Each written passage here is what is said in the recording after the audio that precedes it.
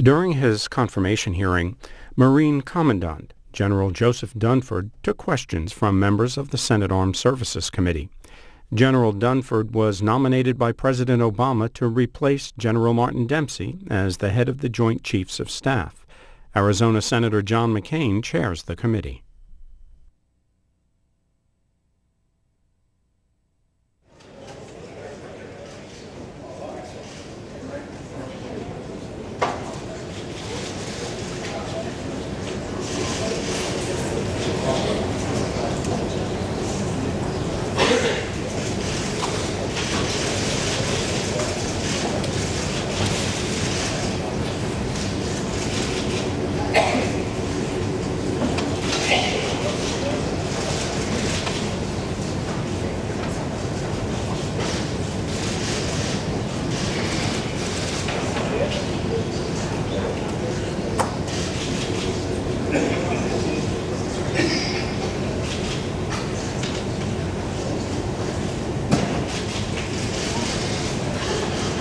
Talk some more about it. Chairman, these are your standard questions for the military nominations, and I know that you have reference to wife Ellen. Son Patrick is here, but not Joe.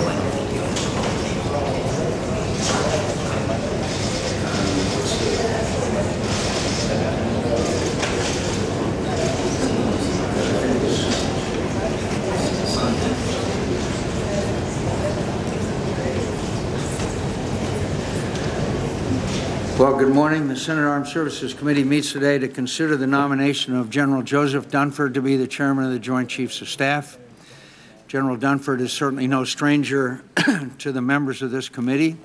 We have known him as Commandant of the Marine Corps and our commander in Afghanistan and many posts before that. He is a warrior and a leader of the highest quality, and we are grateful for his 38 years of distinguished service. We're also thankful for the sacrifices of General Dunford's family has made over the years and their willingness to lend him to the nation in service once again. As our tradition at the beginning of your testimony, we welcome you, General Dunford, to introduce the members of your family joining you this morning. I would, however, like to take this moment to express our special thanks to your wife, Ellen. We know how much of your husband's service and his future absence will rest on you, and we honor the sacrifices you are making through your continued support to our nation, and not to mention the downgrade in your residence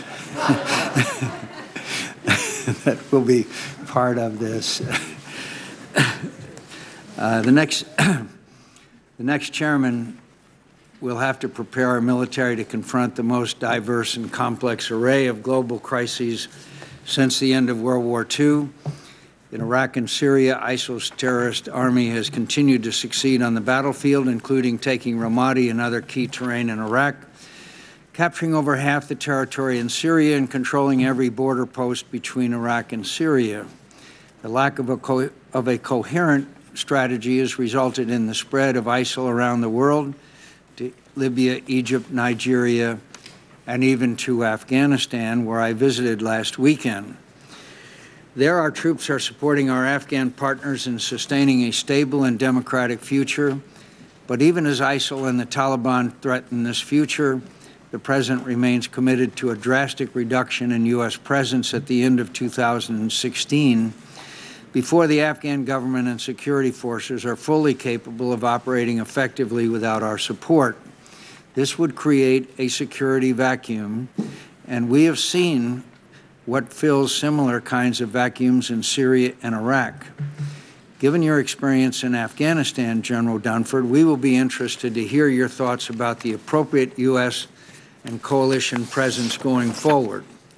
Meanwhile, Iran continues to threaten peace and stability across the Middle East through its support of terrorist proxies, pursuit of nuclear weapons, and development of the missiles needed to deliver them to targets far beyond its shores. In Europe, Vladimir Putin's Russia continues its onslaught in Ukraine, but even as Russian troops and equipment execute this neo-imperial campaign to undermine Ukraine's government and independence, the United States has refused Ukraine the weapons it needs and deserves for its defense. In the Asia-Pacific, China is continuing a pattern of destabilizing behavior. Its reclamation and militarization of vast land features in the South China Sea, its continued military buildup designed to counter U.S. military strengths, and its blatant and undeterred cyber attacks against the United States. While our rebalance to the Asia-Pacific has shown some successes, especially in deepening of our alliances, this policy has not deterred China from its increasingly assertive course. And yet, while worldwide challenges like these grow, the Defense Department has grown larger but less capable, more complex but less innovative, more proficient at defeating low-tech adversaries but more vulnerable to high-tech ones. And worse, the self-inflicted wounds of the Budget Control Act and sequestration-level defense spending have made all of these problems worse. Army and Marine Corps in strength is dropping dangerously low. The Air Force is the oldest and the smallest it has ever been. The Navy's fleet is shrinking to pre-World War I levels. With the present operational tempo and drastic reductions to defense spending, we will continue the downward spiral of military capacity and readiness that will compromise each service's ability to execute our defense strategic guidance at a time of accumulating danger to our national security. Budget cuts have also slowed critical modernization priorities, imperiling our nation's ability to preserve its military technological advantage. This isn't just about the weapons systems we hear the most about, fighter aircraft, submarines, or armored vehicles.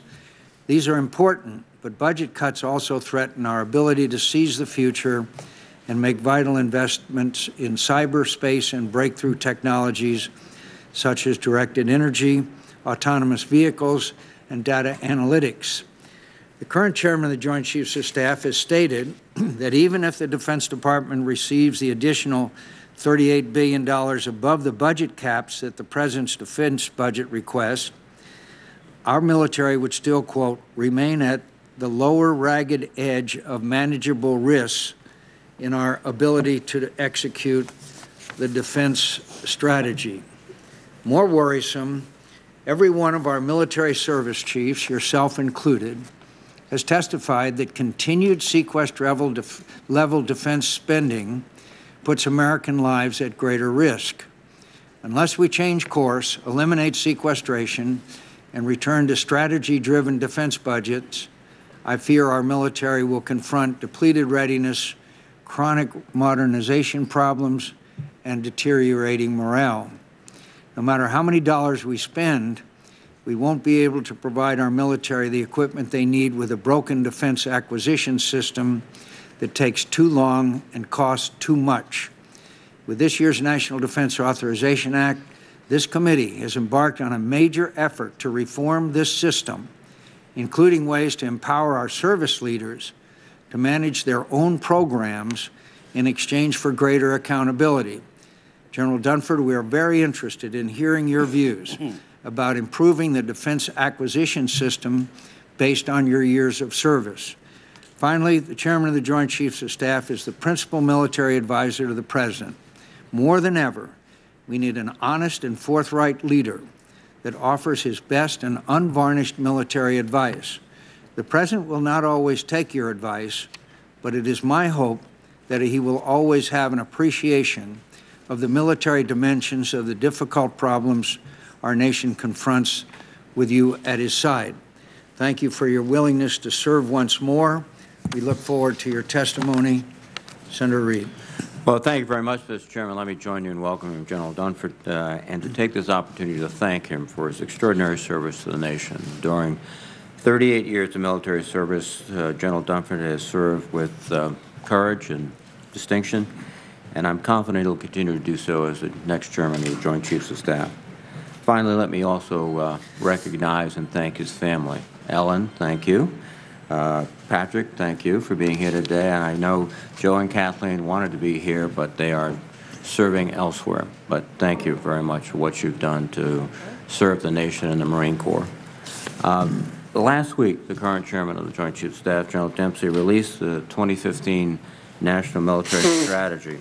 In his foreword, General Dempsey stated that the current global security environment is the most unpredictable he has seen during his military service, and that global disorder has significantly increased while some of our comparative military advantage has begun to erode. Without question, the United States faces a wide range of challenges around the world. If confirmed as the Chairman of the Joint Chiefs of Staff, you will be advising the President and the Secretary of Defense on these complex international issues facing our national interest.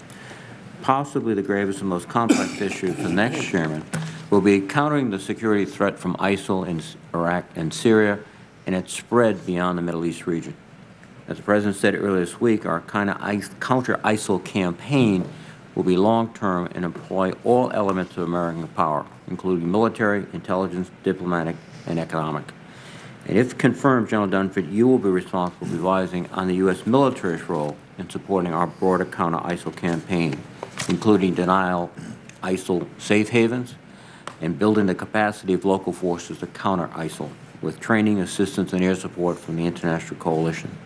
The success of these efforts will ultimately depend on a broader complementary effort to address the conditions that gave rise to ISIL and allowed it to thrive.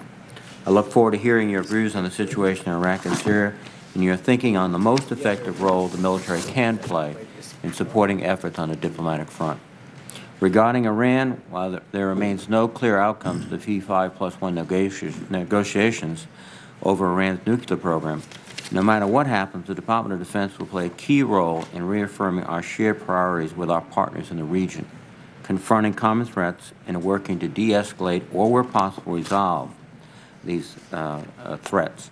General Dunford, if confirmed, you will also bring invaluable experience to oversight of the Department's mission in Afghanistan, where you have led the U.S. and coalition forces with distinction. While the Afghan security forces have fought courageously against Taliban attacks, more needs to be done to build the Afghan forces' capabilities and deny any safe haven for extremists. The next Chairman will play a critical role in the President's review later this year of the size and footprint of U.S. forces in Afghanistan for 2016 and beyond. Another security challenge going forward will be deterring additional Russian aggression toward Ukraine and its European neighbors and reinforcing the Minsk ceasefire accords. Congress has made its support of military assistance to Ukraine, including defensive weapons that help the Ukrainian people defend their sovereignty and territorial integrity. We will be interested in your views of the security situation in the Ukraine and what additional steps you would recommend for assisting Russia's neighbors in protecting themselves from the kinds of hybrid warfare attacks employed in Crimea and eastern Ukraine. Our men in uniform and women in uniform remain the committee's top concern, and I know they are your top concern also. Our armed forces are nothing without its people, and the Department continues to juggle the twin goals of providing a high quality of life through fair pay and compensation and exceptional service through adequate levels of training and equipping. In my view, it is incumbent on Congress and the nation to provide a sufficiently sized, trained, and equipped military of the necessary quality of character and talent to meet national defense requirements. Sometimes that means making hard choices, especially in the budget-constrained environment we find ourselves. To that end, as you well know from your time as Commandant, the Department and Congress have for several years considered various proposals for changes in compensation and health care to slow the growth of personnel costs so that those savings can be redirected to buyback, readiness, and modernization benefits. I would be particularly interested in your views on such proposals and the impact if such changes are not enacted. Now, during consideration of the FY 2016 National Defense Authorization Act, this committee had a robust debate on how best to fund defense programs. And I've repeatedly stated that sequestration is not the approach that we need to address our nation's fiscal challenges, and more pointedly, it undermines our national military readiness. Defense budgets should be based on our long-term military strategy. That's the point the Chairman made very eloquently, not sequestration-level budget caps. Even a one-year increase in OCO spending does not provide DoD with the certainty and stability it needs when building its 5-year budget. As a consequence, this instability undermines the morale of our troops and their families who want to know that their futures are planned for more than 1 year at a time, and the confidence of our defense industry partners we rely on to provide the best technologies available to our troops. I hope you will share your thoughts on this topic with the committee today. General Dunford, thank you again for your willingness to serve our nation, and I look forward to discussing these issues.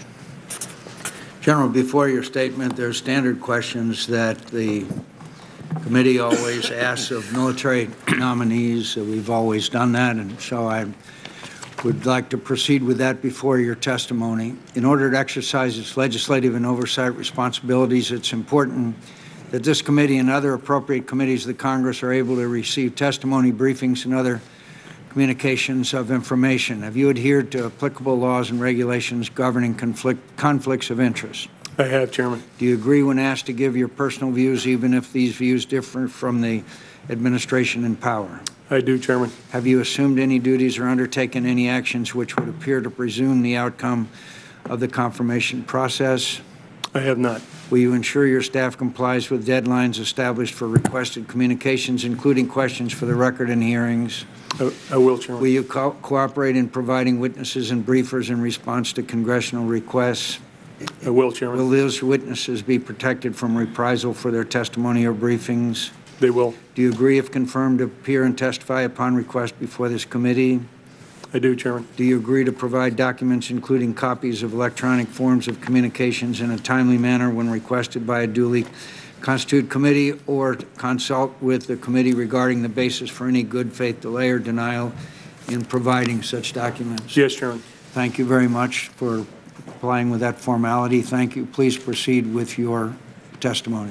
Chairman McCain, Ranking Member Reed, distinguished members of the committee, good morning, and thank you for the opportunity to appear before you today. I'm truly honored to be nominated as the Chairman of the Joint Chiefs of Staff. I want to thank the President and the Secretary of Defense for their confidence in me, and I want to recognize General Dempsey and his wife, Deanie, for their extraordinary service to our nation, our men and women in uniform, and our military families. Joining me today is my wife, Ellen, and our son, Patrick. Our son, Joe, and Kathleen were not able to be here. Ellen's been a great mother to our children and has served as a tireless advocate for military families. I refer to her as the MVP in the family. Her sense of humor, flexibility, and endurance have been tested in over 30 years as a military spouse, and I wouldn't be here today without her love and support. I'd like to begin by thanking the committee for your commitment to our soldiers, sailors, airmen, and Marines. Due to your support, they comprise the most well-trained, well-equipped, and capable military force in the world. As I appear before you this morning, I'm mindful of the complexity and volatility of the current security environment. Chairman, you mentioned that. This committee is also well aware of the pressing challenges we face in Europe, the Pacific, the Middle East, Africa, space, and cyberspace. While dealing with these and other issues, we also face the need to restore readiness and modernize the joint force in the context of fiscal challenges and budget uncertainty. If confirmed, I'll provide the Secretary of Defense and the President with my best military advice in a full range of military options for addressing the current and future challenges to our national security. When asked, I'll provide the Congress with my best military advice. And when delivering best military advice, I'll do so with candor. I'll also work with the Joint Chiefs, our civilian leaders, and members of this committee to maintain a joint force that is capable of securing our national interests today and tomorrow. Most importantly, if confirmed, I'll dedicate myself to properly leading, representing, and keeping faith with the men and women in uniform and our civilian workforce who volunteer to serve our nation. Thank you again for allowing me to appear this morning, and I'm prepared for your questions.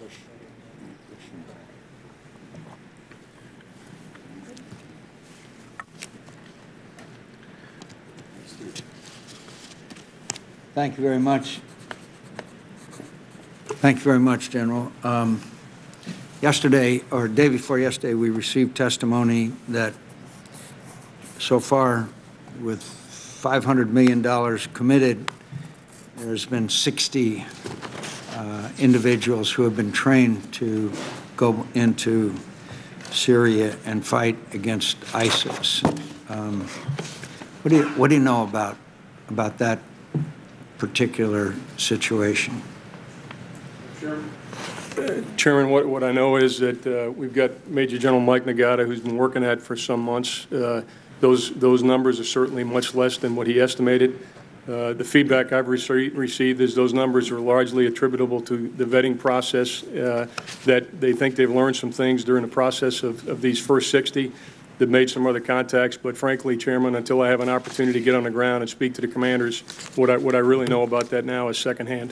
Do you believe that we should be getting a pledge from these recruits that they will only fight against ISIS and not Bashar Assad?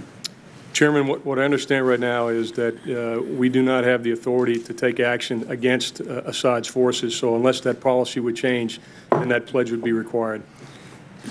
Given your experience in the military, do you think it's a good idea to train people and send them into a conflict to be attacked and barrel bombed by another entity and not defending them? Chairman, I don't. If we train those individuals and they go back into Syria to fight, then I think we need to, if we expect them to be successful, we need to provide them with the enabling capability that will allow them to be successful. In other words, prevent them from being barrel bombed by Bashar Assad, which is routine now? I think, Chairman, we need to provide them with a full range of capability for them to be successful. I recently was over in Afghanistan over the 4th of July, and there's great concern both amongst our military and with the Ashraf Ghani and Abdullah and other Afghans about the present proposal to have our force in Afghanistan down to a, quote, embassy-centric force by 2017, meaning that we would be giving up or turning over our bases in Bagram, Kandahar, and a force that is only based in the U.S. Embassy.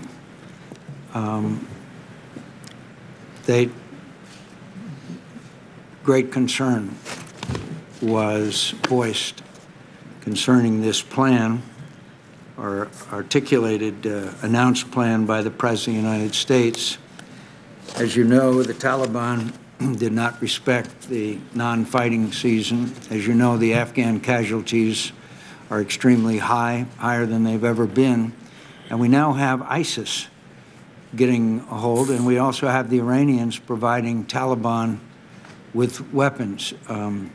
Is this a wise decision on your part to have a calendar-based withdrawal of American troops rather than a condition-based withdrawal? Given your background and experience there, I think you're probably pretty well qualified to make that judgment.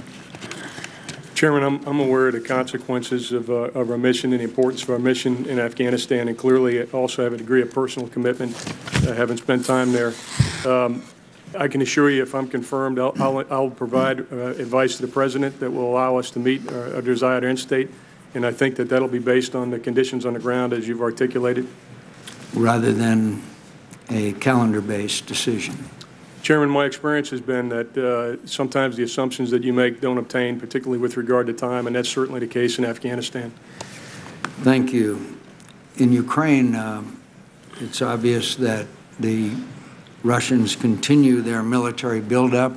I was in eastern Ukraine and watched the surveillance video that was made by the Ukrainians showing the gradual buildup of Russian forces inside Ukraine. Do you believe that we should give the Ukrainians with counter-battery system with which to defend themselves from massed Russian artillery and rocket strikes? And should we provide them with Javelin or TOW anti-tank missile systems to defeat the Russian T-90 tank raids? Chairman, from a military perspective, I think it's reasonable that we provide that support to the Ukrainians, and frankly, without that kind of support, then they're not going to be able to protect themselves against Russian aggression.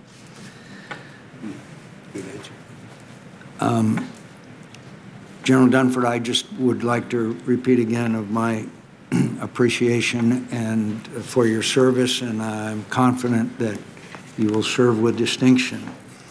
And you are the principal military advisor to the President of the United States, and that is a unique role as designed in the 1947 Act, I believe. So I hope that you will keep in mind your obligation to the President, but also to the men and women who are serving, who we may have to send into harm's way, and make sure they're provided with the best capabilities. And finally, I hope, in answer to some of these questions, because I've run over time, that you will talk about the devastating effects of sequestration on our ability to defend the nation. Maybe you just make a brief comment on that now. Chairman, I have dealt with the issue of sequestration as a service chief, and quite frankly, if we go into sequestration, we'll be unable to support the current strategy that we have to protect our nation. And quite honestly, the readiness of the Joint Force, the modernization of the Joint Force will suffer what I would describe, and without exaggeration, as catastrophic consequences. I thank you, General Dunford. Senator Reed. Well, thank you very much, Mr. Chairman. Once again, thank you, General, for your service and your sacrifice. And following a bit on Senator McCain's final question about sequestration, the administration and Secretary Carter made this clear, has adopted an anti-ISIL campaign with 9 lines of effort, 2 principally controlled by the Department of Defense. Are you comfortable with that overall approach at this point? Senator Reed, I am comfortable with that overall approach. The other lines of effort are controlled by other elements of the government, State Department, Homeland Security, et cetera. And apropos of Senator McCain's question about effects of sequestration on the Department of Defense, are you concerned that these partners in this effort could be hamstrung just as much as you would be if the BCA went into effect for them? Senator, very much so, and I would say that not only do we just represent 2 of the 9 lines of effort, but we cannot be successful in either Iraq or Syria or, frankly, in any of our other endeavors without a whole-of-government approach.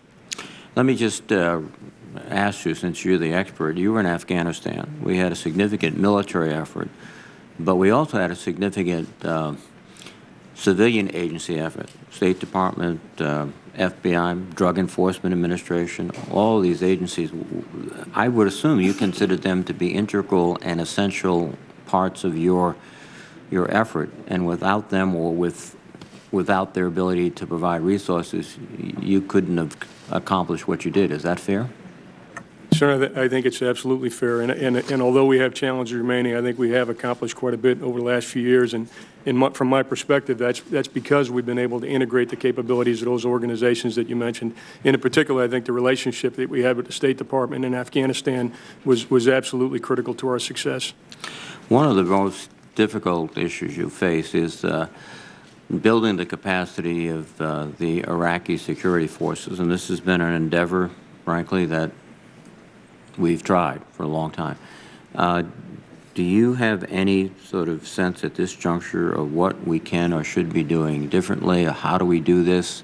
We've heard colleagues come before the committee, your colleagues, and suggest that there's gaps in leadership at the upper levels. Your just perspectives on the length of time and the efforts we have to undertake to get a credible Iraqi force in the field, which is ultimately which will secure the country. Senator, with the caveat that I've been away 11 months, and certainly if confirmed, we'll go back almost immediately. The areas of most concern were intelligence, logistics, special operations capability and the aviation capability, and then more broadly the ministerial capacity.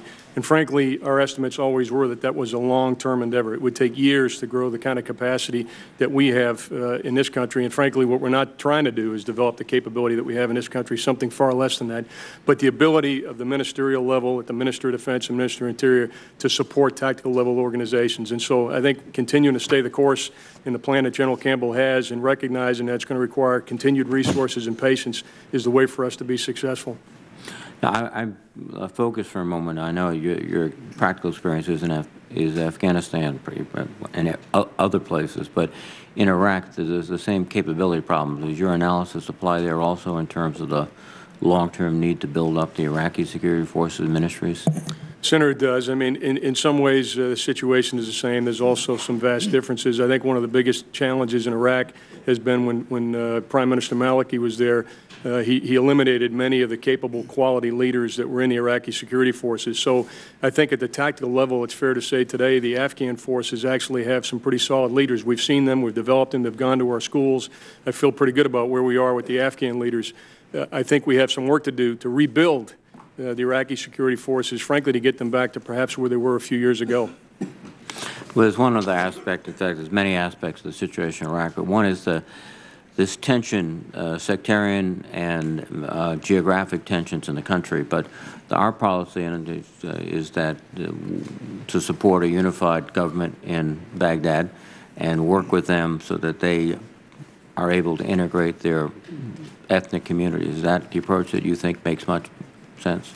Senator, that is going to be very difficult to do. But at this point, I believe that's the best prospects for long-term success is a unified, multi-sectarian government in Iraq. Frankly, if confirmed, if at any point I no longer believe that's possible, then my advice to the President will be adjusted accordingly.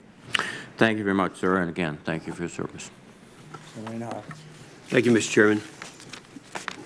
In responding to one of the chairman's questions, you were talking about didn't have the authority to go after Assad. Isn't that what you said? Do you do not have the authority to go after Assad? Senator, that's my understanding is that we don't have the legal authority at this time to go after the Assad regime, and it's also the policy of the administration not to go after the Assad regime militarily. Okay, well, I think for the record, I'd like to have you expand a little bit on that, because as to whether or not it would be desirable for you to have that authority.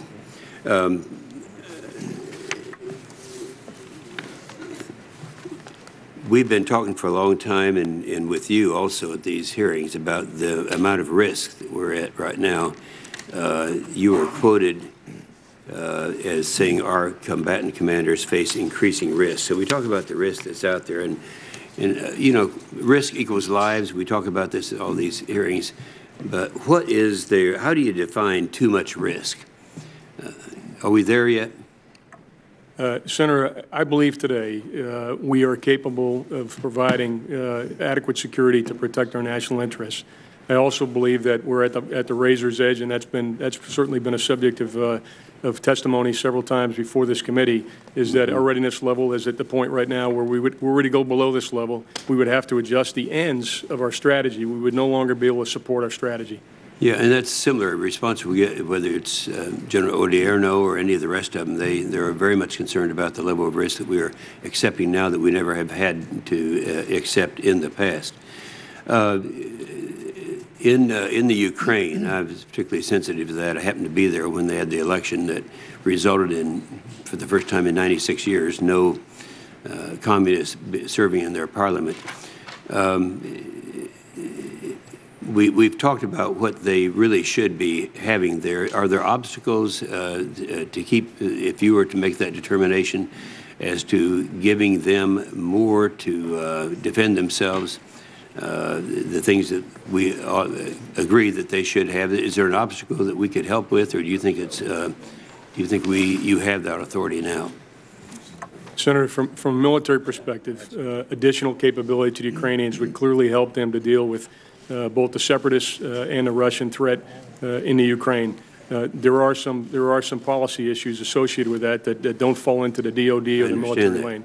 Yeah, I understand that, and I appreciate that answer. Kind of the same thing with the Kurds. Now, they have a need for, I guess, anti-armor, MRAPs, and a lot of these things. I get two conflicting stories, one from some of the top people in charge saying that by sending through Baghdad, you have a problem in getting it up to the fight. And yet I heard just yesterday from someone who is in charge that problem has been resolved now. Is that really resolved? Do we have a problem getting the equipment that they need up there, those fighters, to effectively fight? Senator, I watched carefully the hearing on Tuesday and the exchange that took place on this particular issue.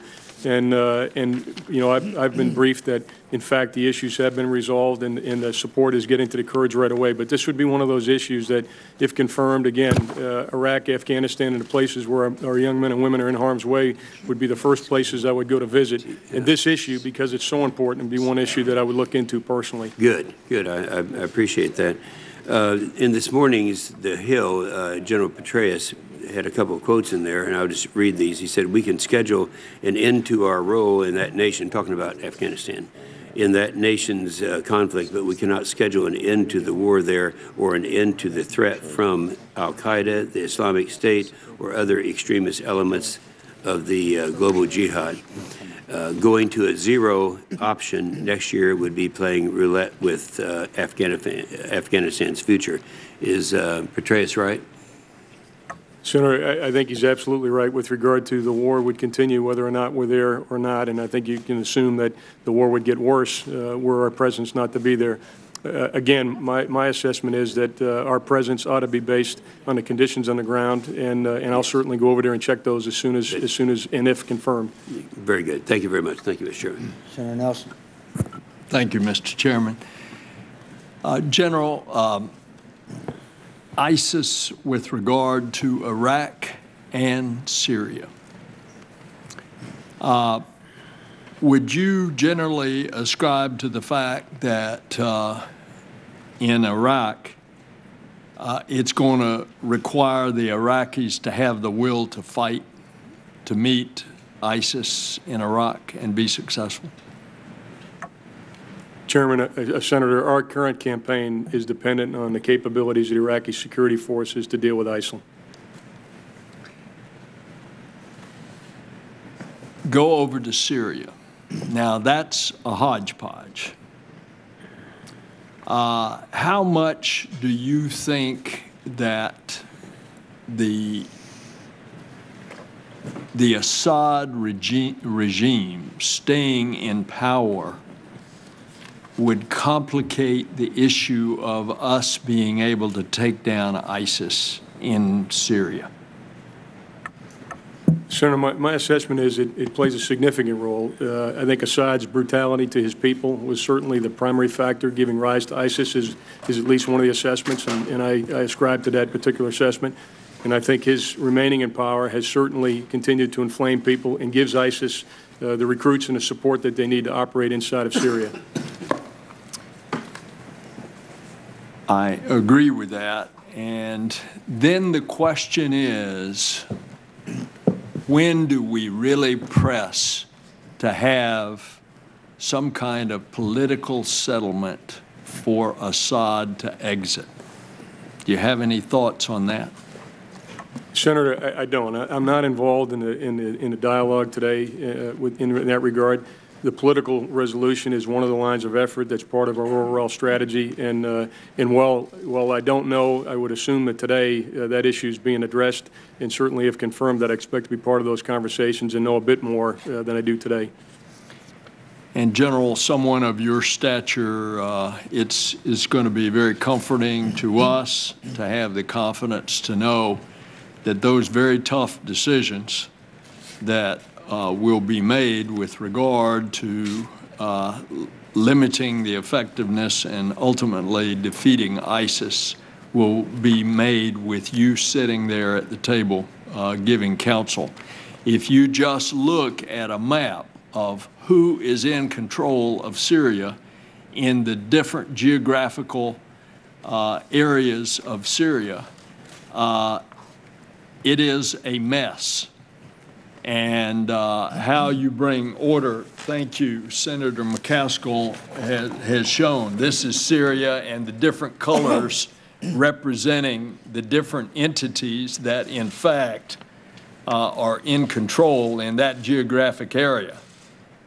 So it's comforting to know that you're going to be there giving your wise counsel. Thank you, Mr. Chairman. Senator Sessions. Thank you very much, Mr. Chairman. And General Dunford, with regard to the Budget Control Act, which includes the sequester, the Budget Committee, the Armed Services Committee, with a bipartisan strong vote, has voted out legislation that will add $19 billion, or I believe $23 billion above last year's spending for the Defense Department. I believe the Appropriations Committee has already voted out that same spending level, and it's on the floor.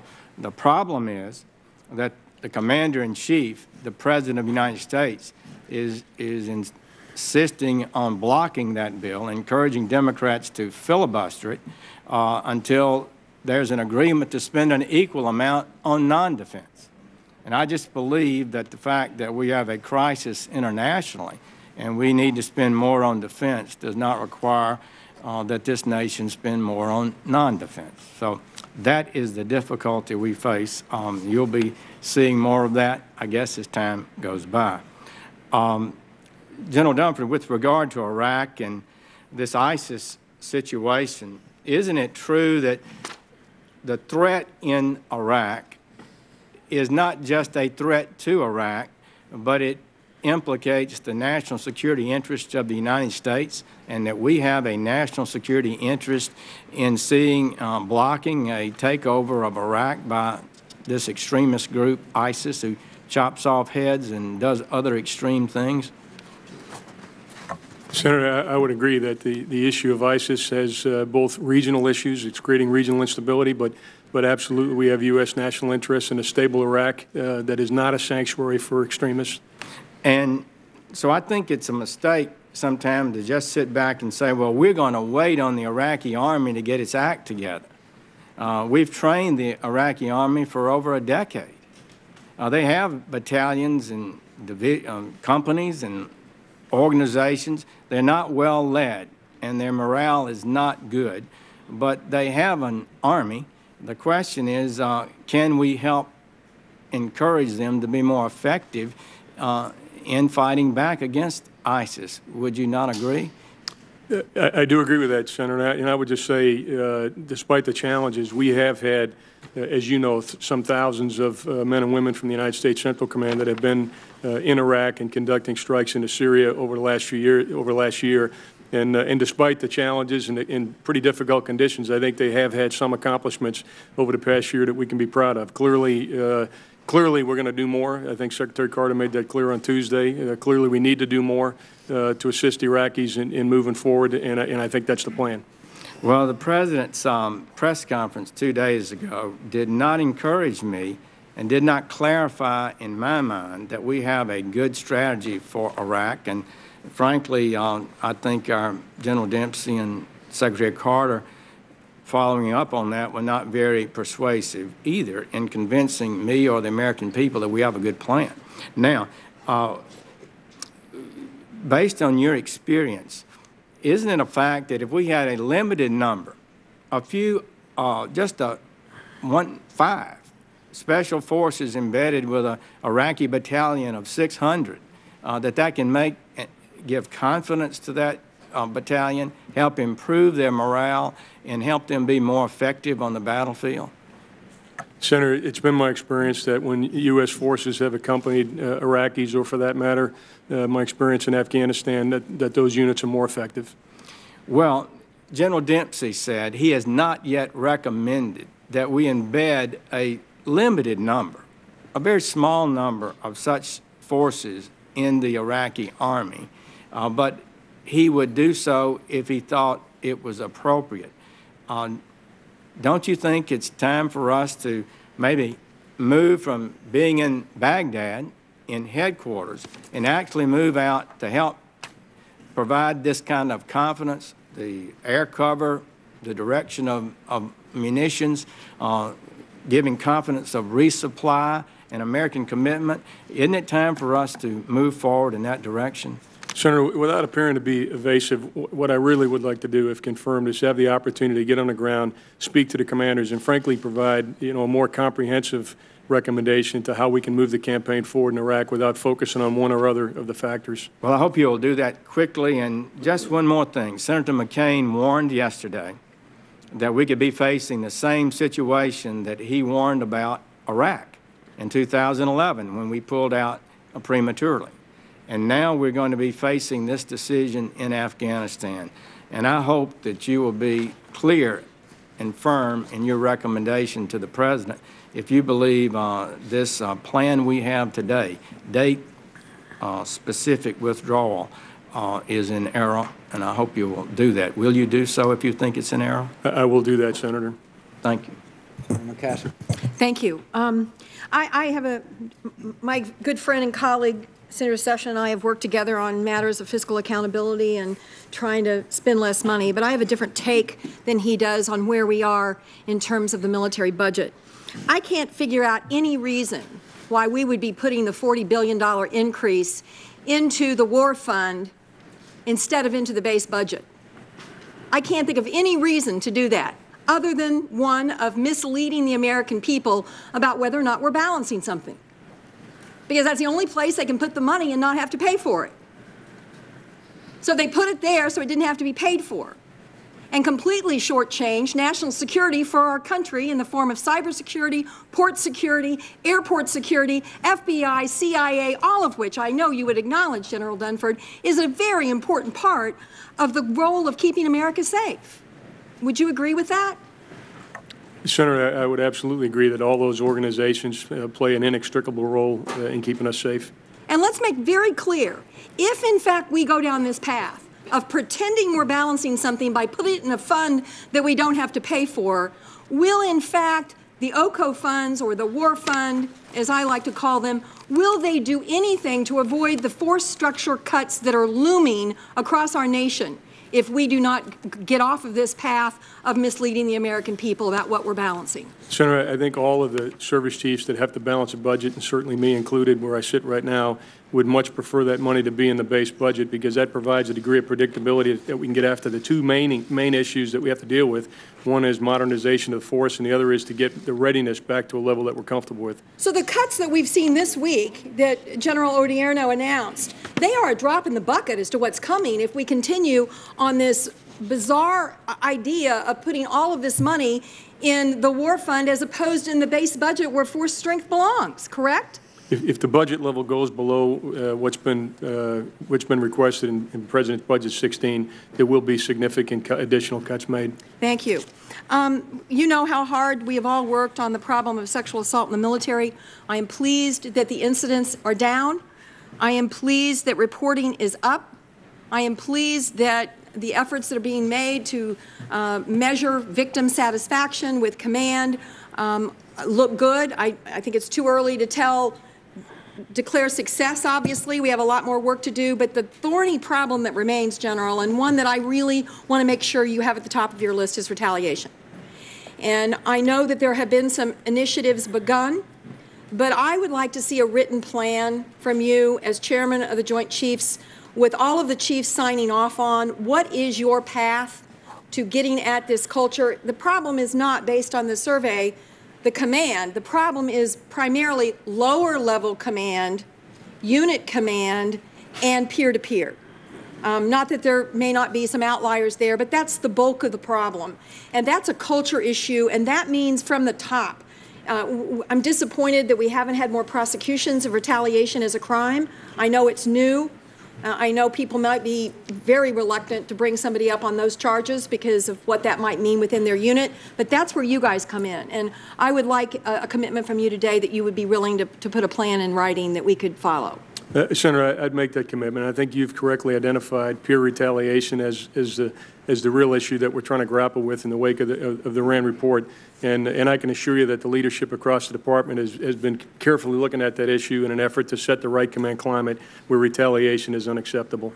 I will put a question for the record about the unused building report that Sigar pointed out in Afghanistan. I know there was an investigation that you, of course, were not found to be a problem in this, but it is a problem. The investigation found no problem, and in reality, there was a huge problem that somebody signed off on a building for $36 million that is never going to be used and is sitting empty, and we got to make sure we avoid that. My final question is, and if you don't have time to do it now, I'm just about out of time, I want to make sure that we get your take on ISIS in Afghanistan. I know they're trying to move everywhere. Obviously, this is a Shia-Sunni issue, and that is something that is prevalent throughout the region. And with your experience in Afghanistan, are you comfortable that we have a handle on what ISIS is trying to do in Afghanistan? Senator, what I know from General Campbell's reports and the intelligence is that we have seen a number of Taliban rebrand themselves as ISIS. But beyond that, I don't have a good feel at this time for the depth of the problem, but certainly would be one of the issues I'd look into if confirmed. Thank you very much. Thank you, Mr. Chairman. Senator Wicker. General Dunford, I think you're just the man for the job, but let me tell you, you've got a lot of crises to preside over. And I would simply ask you, during the course of your term in office, tell us what you need. Come back to us and be honest and tell us what our men and women in uniform need to succeed and get the job done, because I don't think we're quite there. I was privileged to lead a bipartisan delegation of House and Senate members over the past week to Ukraine. We met with President Poroshenko in Kiev, and he is grateful for the $300 million that this government provided in military assistance during the past year. He also mentioned the need for Javelin anti-tank missiles. I think your testimony earlier today is that that is a reasonable request on the part of the President of Ukraine, and it will be necessary for him to get those in order for him to defend his country. Was that your testimony? Senator, it was. From a military perspective, those kinds of capabilities, in my judgment, would be necessary for him to deal with both Russian aggression and the separatism issue that he's dealing with in Ukraine. Separatists that are backed by the Russian hierarchy. Would you also agree it's unacceptable that this month's transfer of 100 armored Humvees to Ukraine took over a year to process due to bureaucratic delays at DOD and state? Senator, if it took a year to do that, it would be unacceptable. I'm not personally aware of that issue. Okay, we'll look into that for us. I also led the delegation to Helsinki for the OSCE Parliamentary Assembly. Before the delegation left, before the Russian delegation left in mass because of a dispute over 5 delegates being on the EU sanctions list. The head of the delegation, Nikolai Kovalev, said that Russia's neighbors have no reason to be threatened by Russia. Now, of course, Russia has, Mr. Putin's leadership, Russia has twice invaded neighbors, Georgia in 2008, Ukraine last year. And we see now that there's a Russian official investigating the legality of Mr. Khrushchev's transfer of Crimea back in the day, saying that this perhaps wasn't an invasion because Crimea was never legally transferred to Ukraine by the Russian Federation. It concerns me that this same official is now investigating whether the transfer of the Baltic states, whether the giving of independence to the Baltic states, Latvia, Lithuania, and Estonia, was also legal. Perhaps that wasn't legal at all, this Russian official suggests, and we can get to the issue this way. I just want to ask you this about our NATO commitment. I can envision a situation where there are small jurisdictions within Latvia that have a majority of Russian speakers, small jurisdictions within Estonia that have a majority of Russian speakers, and plebiscite, a pretext of a plebiscite is created at that point. I realize I'm posing something to you that's hypothetical, but in light of pronouncements from officials in the Russian Federation, I think it's something to be concerned about. Zbigniew Brzezinski spoke to this committee earlier this year and said we need to create a tripwire in the Baltics, and that this tripwire should communicate clearly to Russia that NATO will not tolerate violations of the territorial integrity of our allies. What do you think of this idea, and can you highlight to this committee the steps DOD needs to take under your leadership to send a credible message that this sort of pretext by the Russian Federation would absolutely not be tolerated by the United States and our NATO allies? Senator, I think our experience in Ukraine and in the other examples that you use highlights the fact that we need to update our deterrence and response model to deal with the kind of threat that we have today, which has been described as a hybrid threat from Russia, which combines political instruments, unconventional warfare, as well as support for separatists in these countries. And quite frankly, that needs to be a priority. You're asking what should the department do.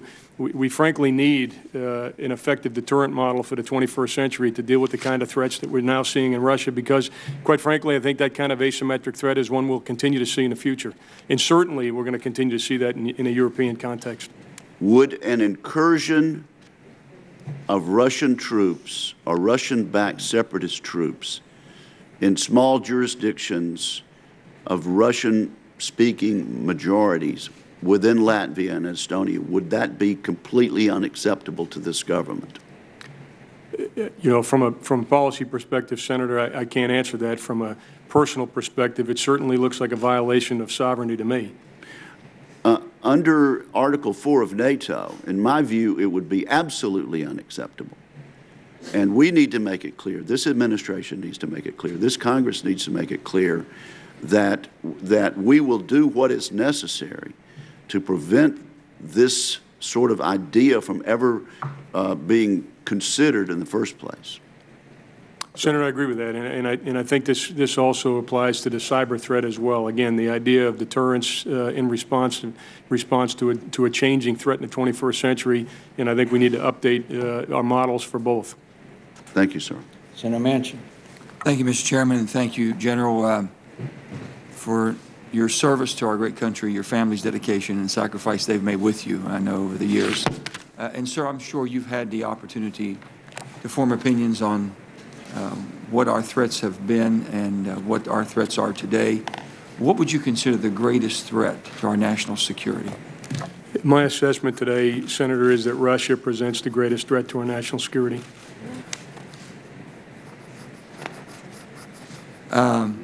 Would you want to elaborate on that to a certain extent? Well, Senator, in Russia we have a nuclear power. We have one that not only has the capability to violate the sovereignty of our allies and to do things that are inconsistent with our national interests, but they're in the process of doing so. So if you want to talk about a nation that could pose an existential threat to the United States, I'd have to point to Russia.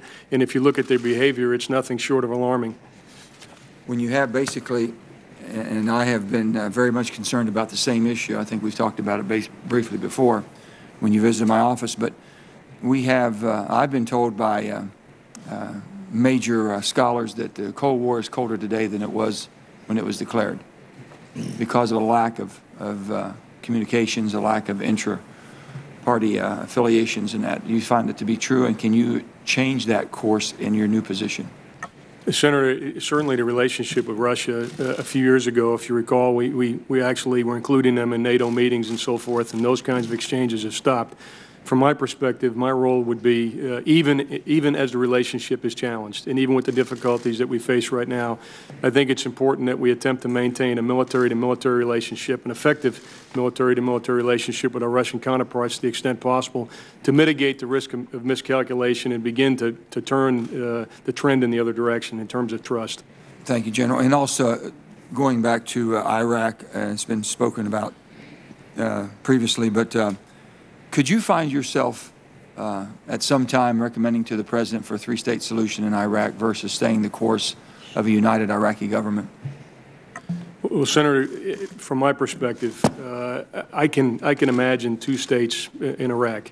I have difficulty imagining a third separate state, given the lack of resources that would be available to the Sunni. And frankly, I think if it was in thirds without a federal government, I think we'd have some difficulty, the same difficulty that we have today, exacerbated by the fact there's not a central government. Well, basically, so you're acknowledging that the Kurds are strong, prepared, ready to go if they were given that opportunity?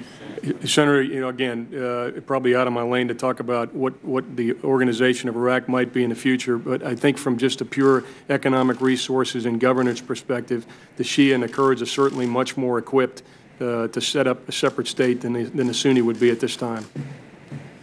I know it's been spoken about also the mistake of us leaving Iraq, pulling our troops out when we did. Did we have an option to stay? Senator, I was not involved in the discussion at that time. The assessment of the administration at the time was we did not have an option to stay. So basically, those of us who believe that maybe there could have been some forces left there, or basically the evaluation of Maliki wasn't doing his job, once we went down the path of democracy and democratizing that country, we didn't have that option to go back and stay there. Given what we were demanding of the Iraqis, they weren't meeting our demands. I'm not sure I'd say that meant we had no option to stay. I've spoken many times about the lack of an audit. The only agency in federal government that we don't audit is the Pentagon Defense. And the Marines have made an effort. I will say they've made more of an effort than any other branch of the military to do an audit, but it hasn't been fulfilled. What would your commitment be, sir, for us to have an audit, especially for us to know about our contractors, how much money we spend on contractors, how many contract forces that we have doing the job that what I believe maybe our military and definitely our National Guard could be supporting in that effort that we're not doing today? Senator, we can't be effective as a warfighting organization, and we certainly can't be efficient with the taxpayers' dollars if we don't have an effective audit. As you alluded to, we worked that pretty hard in the Marine Corps. I worked it both as an assistant commandant and then over the last year as a commandant. We did make a significant amount of progress. We were able to get to the point where we could internally audit all of the resources that were directly under the cognizance of the Marine Corps, with some database challenges outside. But I can assure you that if confirmed, you'll have my commitment to continue to press hard in that direction and to support the efforts across the department to make sure that we can come to you with a clean audit. General, I again want to thank you. You do have my support, and I think the confidence of the American people, definitely the West Virginians. Thank you, sir. Senator Ayotte. General, I just want to thank you for all that you've done for the country, and I think that you will do a tremendous job as chairman of the Joint Chiefs of Staff, and I want to thank Ellen and your family for what they've done for the country and continue to do. We appreciate it. I wanted to also add my support to what Senator McCaskill said about the issue of retaliation. I think this is a very important issue as we focus on the work that we've done in this committee to eliminate and to work to prevent sexual assault in the military and to support victims and to hold the perpetrators accountable. So I think that's excellent. I look forward to seeing that proposal from you. I wanted to ask about the situation as we look at Iran and their support for regional terrorism. How would you assess Iran's current activities, and where are they engaging in support, either directly or through proxies, for efforts that are undermining security in the region? Senator, Iran is clearly a malign influence and the most destabilizing element in the Middle East today. They're providing support to the Houthis down in Yemen. They obviously provide support. Hezbollah is a clear malign influence in Lebanon.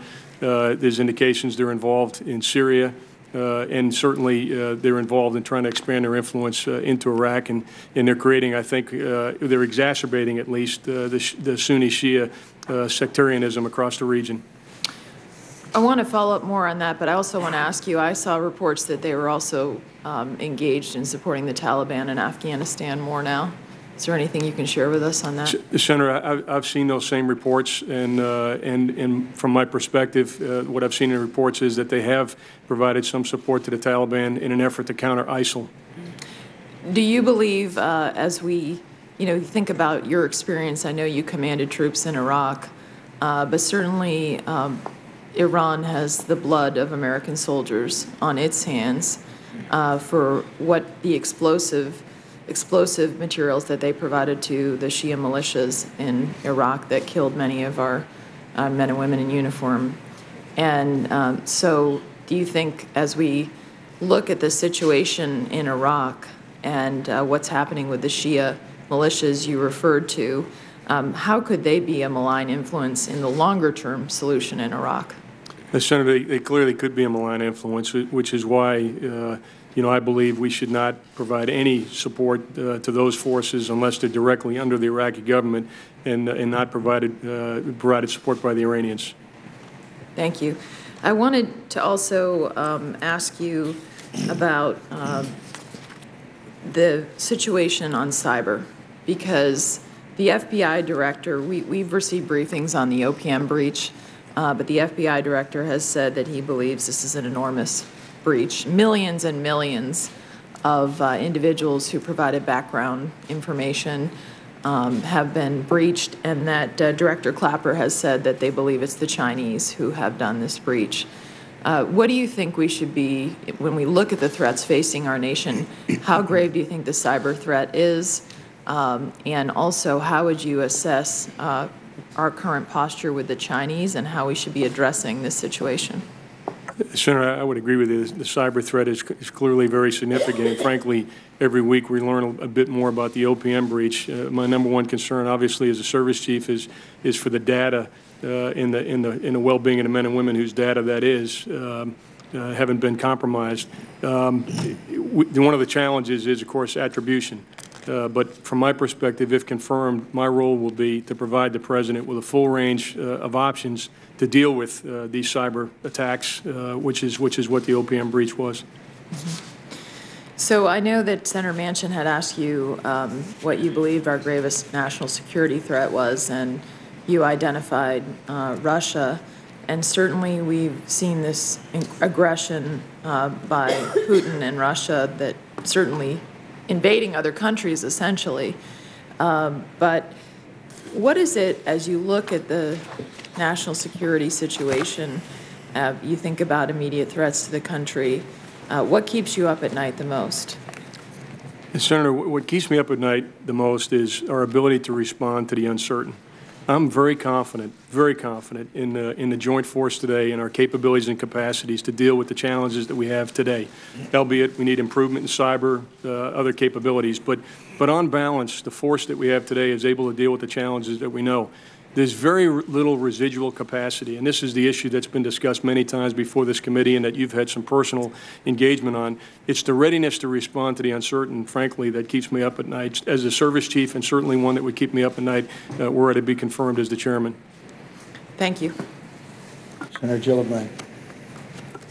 Thank you, Mr. Chairman and Ranking Member. I appreciate this hearing. Thank you, General Dunford, for your service. I'm grateful for your wife and children being here with you. We all know you served together. I want to continue along the line that Senator Ayotte started with Iran. We are expecting a potential nuclear agreement between P5+1 as early as today. Are you concerned that lifting sanctions on Iran might allow that country to invest more money in terrorist activities in the Middle East? And what can we do to address those concerns? Senator, there's no question that a signing of an agreement will change the dynamic in the Middle East. And the first thing I guess I'd say is that if confirmed, I know I'd have a responsibility to develop options for the President to deal with a changing dynamic. With regard to increased resources for malign activity, I think it's reasonable to assume that if sanctions are lifted, the Iranians would have more money available for malign activities. But I'd probably say that regardless of whether there's agreement or not, my expectation is that Iran will continue the malign activity across the Middle East that we have seen over the past several years. I also want to continue the line started by Senator McCaskill about retaliation. Senator McCaskill was correct when she said this is something we are all very concerned about. And she said it's not just peer-to-peer. She mentioned unit commanders. And I want to be specific about this issue so you know the problem you're dealing with. So 53% was peer-to-peer retaliation, but 35% was adverse administrative action, 32% was professional retaliation, and 11% was punishment for an infraction. So you have to recognize some of this retaliation is being perceived by survivors to be done by unit commanders or someone within the chain of command, because administrative retaliation or perceived administrative retaliation or professional retaliation is serious.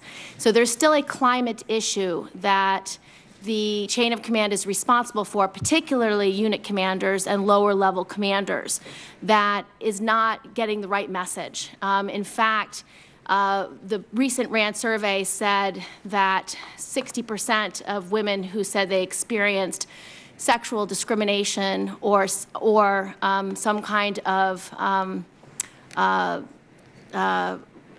negative behavior came from their commanders, their unit commanders. So you have to recognize there's a climate issue that is not being adequately addressed. So when you do your report for this committee, I would like you to look at that issue as well. You also have the challenge that in the reported cases, 1 in 7 of the perpetrators who were alleged to have committed rape, sexual assault, or unwanted sexual contact was also in the chain of command. So you have a challenge with lower level commanders that is not yet being addressed that I'd like your report to cover as well. And somewhat related, I want to talk about combat integration. I strongly believe that we should have standards that meet the needs of each position and then allow anyone in who meets those standards to compete. You have not been very vocal on this issue, but if confirmed, you'll be one of those individuals who are advising the Secretary of Defense about whether the services should receive any exceptions to policy. Do you expect the services, especially the Marines, who I assume you've been tracking most closely, to ask for exceptions? Senator, I'm not able to answer that question right now, and I can just explain the process in the Marine Corps. We have looked at this issue pretty hard. As you know, we put together a task force that is just completed. In fact, they'll stand down this week. I expect the data that we've collected over the past 18 months in a very deliberate, responsible way to be available to me in the August-September timeframe, and we'll meet the timeline established by Secretary Panetta and General Dempsey in a letter from 2012. Okay. What do you think, or will you be looking across the services to see if one asks for exceptions in a position whose equivalent another service does not request for an exception for? Will you be doing a comparison between services? Senator, my understanding of the way it'll work now, again, if I'm confirmed sitting as the chairman, is that I'll have a responsibility to look at each one of the requests on its own merits and make a recommendation to the Secretary of Defense. Okay. And then with my remaining 30 seconds, I want to address cyber. We are constantly being confronted by our need for a capable cyber force. Cybercom and the services have been building out those capabilities, but there's still work to be done. How do you envision the force, and what do you see the role as the reserve component? Senator, I envision the force, as you mentioned, it's certainly going to grow, and I would support the plans that Admiral Rogers, and I think he's testified here before the committee. I think he's heading in the right path in terms of growing the capacity of the cyber force. The reserve component is going to be very important. In fact, in many cases, and certainly as a service chief who looked at this, some of the skill sets that are unique to cyber are available to us in the reserve force, and we need to figure out a way to maximize and leverage those capabilities. Thank you. Thank you, Mr. Chairman. Senator Fisher. Thank you, Mr. Chairman, and thank you, General Dunford, for your many years of service to this country and to the men and women under your command. I'd like to also thank your family, your wife, your son who's present today, and your niece who's here as well. So thank you, sir. I was pleased to see that you listed modernizing the nuclear enterprise among the top challenges that you do expect to face in your response to the committee's advanced questions. And you also described our nuclear deterrent as the nation's top military priority. Do you believe it's critical that we maintain the full triad of our delivery vehicles? Senator, given the nature of the threat today, I do believe that. And do you support a bomber leg of the triad that's armed with both the gravity bombs and the cruise missiles? I do, Senator.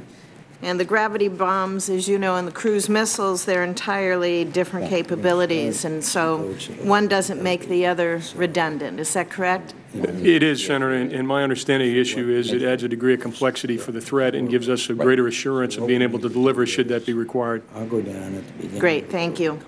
And as you know, modernization has been delayed and deferred for some time, and we're now at a point where the life of the delivery systems cannot be extended any further. As Deputy Secretary of Work put it recently, the choice right now is modernizing or losing deterrent capability in the 20s and the 30s. Some have argued that these bills are simply too large and we can't afford to retain our nuclear deterrent, but according to the department's calculation, at its peak, the nuclear mission would be about 7% of the nuclear budget. I think it's a little confusing when we hear about our deterrent described as unaffordable, and to me the alternative, letting that deterrent age out, that has the unaffordable cost to us. Do you have any thoughts on that? Senator, I would say I'd pose the question, you know, some people would ask whether we can afford it. I'd probably flip that around and say I think we need to think about how we will fund it. It's a capability that's required. Again, we've identified that as the number one capability that we need to have to protect the nation. And nuclear weapons certainly create an existential threat. So it's a question, for me, it's a question more of how do we work together moving forward to fund this as opposed to whether or not we can afford to do it. That's 7% of the budget at its peak, though, and being the number one priority. Shouldn't that be what we fund first? Senator, frankly, it's more complicated to me than that, and I have some experience with that inside the Department of the Navy when I look at the Ohio-class replacement as an example and what that would do to pressurize the shipbuilding account. We'd have to make some very difficult decisions inside the department from a capability perspective. And so while it's clear that that's the priority, it's not an issue of exclusivity. And so balanced capabilities is what the Joint Force needs, and so I think we need to approach it from that perspective. Fair enough.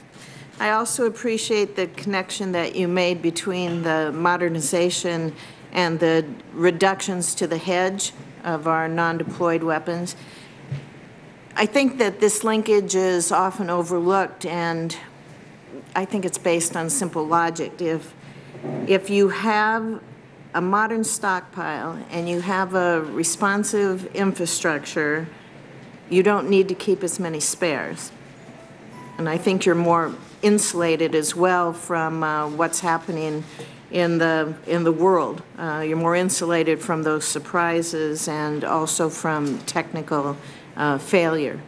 But to be clear, do you believe that it would be premature to make any significant changes to the hedge before we have a modern stockpile and before we have a responsive infrastructure? Senator, my understanding at this time from the briefings I've received is that would be the most prudent course for us to take. Thank you, sir. With respect to further nuclear arms reductions, do you believe that any reductions below the New START force levels must be achieved through a negotiated treaty and also be verifiable? Senator, I do. I don't believe we ought to take unilateral action in that regard. Okay. Should non-strategic nuclear weapons be included as well? Senator, I'd like to take that particular question for the record. Thank you. And do you agree that any arms control negotiations must take into account Russia's current behavior, especially its compliant record? You mentioned at the beginning that you feel that Russia is our greatest threat. I do, Senator. Thank you, sir. Senator Donnelly. Thank you, Mr. Chairman. And I want to also thank General Dempsey and his family for everything they've done for the country. General Dunford, you and your family, thank you very, very much for stepping up to the plate. We're really in your debt. As you know, and we have discussed in the past, I believe one of the greatest threats to our troops is when they find themselves in a personal place where they start to think about something like suicide. We lost over 400 young men and women in the past year, and I know you've worked very hard in this area. You've done a lot of rigorous screening in the Marine Corps. Will you have that same screening used across the branches when you look at recruits and early on in their careers? Senator, one of the thoughts I had as a service chief was to ensure that once we identified a better way to screen, as you said, and identify people at risk and take appropriate action, that we would share that as best practices across the services, and I would certainly look to facilitate that if confirmed. And then the other question I want to ask you in this area is, a lot of times in talking to the parents, there's been a stigma for the young men and women to seek help. I know that you're committed to removing that stigma. Are we going to make sure that everybody knows, look, it's a sign of strength to try to get some help, to talk to somebody as opposed to any weakness? Senator, absolutely. And although, this is one of those areas where you're never complacent, you're never satisfied with where you are.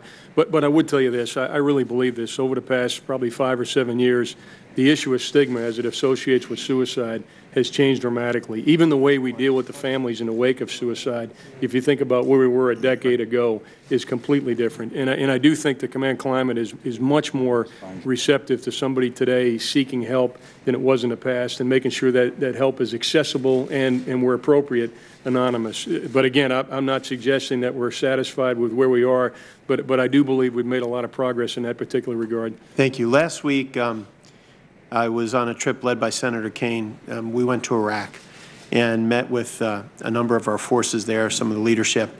And one of the greatest concerns was the Iraqi troops. When you look at the number of ISIS fighters in Ramadi compared to the Iraqi troops, it was a very sparse number of ISIS fighters, but they won the day anyhow because the Iraqi troops turned and left. I know that that has to be a focus, the leadership of the Iraqi forces. Are we going to send the message that the only way through Ramadi is through Ramadi, that there's no back door anymore in these kind of efforts? Senator, and again, you've been on the ground more recently than me now, and I know you've talked to the commanders there. I did have an opportunity to listen to General Austin the other day, and I've seen General Terry's plan, and I think they have made it very clear to the Iraqi security forces how important Ramadi is. In fact, they've been working hard over the last couple of months to set the conditions for the Iraqis to be successful in Ramadi. It probably is one of those issues where it's a tactical action to go back in Ramadi, but there's no question in my mind that from an information operations perspective and frankly from a perception of the campaign, it's a strategic action. I think the Iraqis understand that. One of the other groups we met with, and I know the Marines have shed so much blood and treasure in Anbar province over the past years. We met with a lot of the Sunni tribal leaders, and they said, look, we are still united with you, but we need to know that you are in this, that you care, that you'll be there. And I mentioned this the other day to Secretary Carter and General Dempsey. One of the council members from Haditha said, we've got people eating grass in our town now. These are people who work with the United States. They're now eating grass. There's no milk for our children. We need you to help in this humanitarian crisis. And so I think we not only have to win the battles, we have to reacquire the hearts and minds of the people there. And they said, if you do, we'll move these folks out. And I just wanted to get your views on that. Yes, Senator, I agree. And I think with regard to Anbar, I've got both a personal and a professional stake, having lived in the province for a year and developed relationships with some of the people in the Anbar province. And I couldn't agree with you more that their confidence in our commitment, their trust in our commitment will absolutely have an impact on the success of our campaign, not only from a military perspective, but from the perspective of the people's willingness to support us. The last thing I wanted to mention is Syria. It appears that the plan we have right now is really no plan. That, we've talked about buffer zones when we were in Saudi Arabia, Chairman McCain with a group of us, and we talked about creating no-fly zones there. And so we seem to be in search of a plan. And my fear is that Assad is going to fall. And we're hearing that from a lot of folks in the area, that he's on very shaky ground right now. And do we then look up the next day and see a race between ISIS and al-Nusra to take over the rest of the country, which is a nightmare scenario at that point? And so you're stepping into a real challenging position, but I think one of the very, very front on the lens is Syria is going to change. It's going to change quickly, and we had best be prepared for that change and be ahead of it, or else we're going to look up and an entire country is going to be gone. Thank you. Thanks, Senator. General Dunford, thank you for being here today. Thank you for your years of service. Mrs. Dunford, thank you for your years of service. General Dunford, you said earlier that you believe Russia is the gravest threat that the United States faces. I take it that's because, in large part, Russia is the only country with a nuclear capability to destroy the United States and our way of life? That is one of the reasons, Senator, and of course that's combined with their recent behavior. Given that Russia, according to the administration, is currently in ongoing violation of the Intermediate Nuclear Forces Treaty, do you believe the United States should consider withdrawing from that treaty? Senator, I'd like to take that for the record. Okay. We would like to hear a response to that for the record, because as it currently stands, it's Russia and the United States are the only parties to the treaty, and Russia is violating it. It means that the United States is the only country in the world prohibited from developing missiles with a range of 500 to 5,000 kilometers. The President currently has a proposal to pre-position some equipment in our eastern NATO allies' countries as a response not just to the capability that Russia has, but also the intention they've displayed to put stresses on our alliance. I find that proposal somewhat underwhelming, although a step in the right direction. Are there barriers to stationing troops in those countries up to the battalion or even brigade level? Senator, I think that proposal is part of a wide range of activities. One is to have infrastructure that we can support deployments. The other is to pre-position equipment so we can rapidly move forces into Europe. And then the other piece of it is actually rotational forces, as you're suggesting. So I think rotational forces are envisioned as part of the whole package that Secretary Carter announced at the Defense Ministerial in NATO a month ago.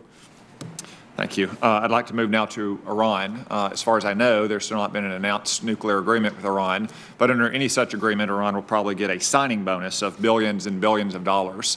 How do you expect Iran will use that signing bonus? Well, Senator, again, from the outside looking in, there's two challenges they have. One is their economy internally and the disaffection of the Iranian people as a result of that economy. And the other is that they use resources that they have available to support their malign activity across the region. So you believe that at least part of that money can go to terrorist organizations they support, like Hezbollah, as well as to destabilize governments in the Middle East, like support for the Houthis in Yemen or Shiite militias in Iraq? Senator, I think it's reasonable to assume that. Does the United States have the military capability to destroy Iran's nuclear program? My understanding is that we do, Senator. When you've served in Iraq and Afghanistan, do you know how many soldiers, Marines underneath your command were killed by Iranian activities? Senator, I know the total number of soldiers, sailors, airmen, and Marines that were killed by Iranian activities, and the number has been recently quoted as about 500. We weren't always able to attribute the casualties that we had to Iranian activity, although many times we suspected it was Iranian activity, even though we didn't necessarily have the forensics to support that. So, yeah, about 500 confirmed, but many more suspected killed in action and even more wounded in action. You have a reputation for being particularly thoughtful when you deal with the families of fallen service members. What would you say to family members of a soldier, sailor, airman, or Marine that was killed by Iranian activity if we make a nuclear agreement with Iran before they've changed their behavior in the region? Well, Senator, what I would say is that my expectation is that regardless of there being an agreement or not, Iran will continue to be a malign force and influence across the region. And that if confirmed as the chairman, I'll make sure that our leadership has a full range of military options to deal with Iranian activity. It's been reported that your nickname is Fightin' Joe. Is that correct? Senator, actually, it's not one I use. But it's one that's been given to you, correct? Senator, perhaps by my wife. Do you care to tell us the origin of that nickname given to you that you choose not to use? Senator, I'd prefer to talk about that in private, if you don't mind. So I've heard it reported that it was because of your activities as a commander in the early days of the Iraq War as an infantry officer.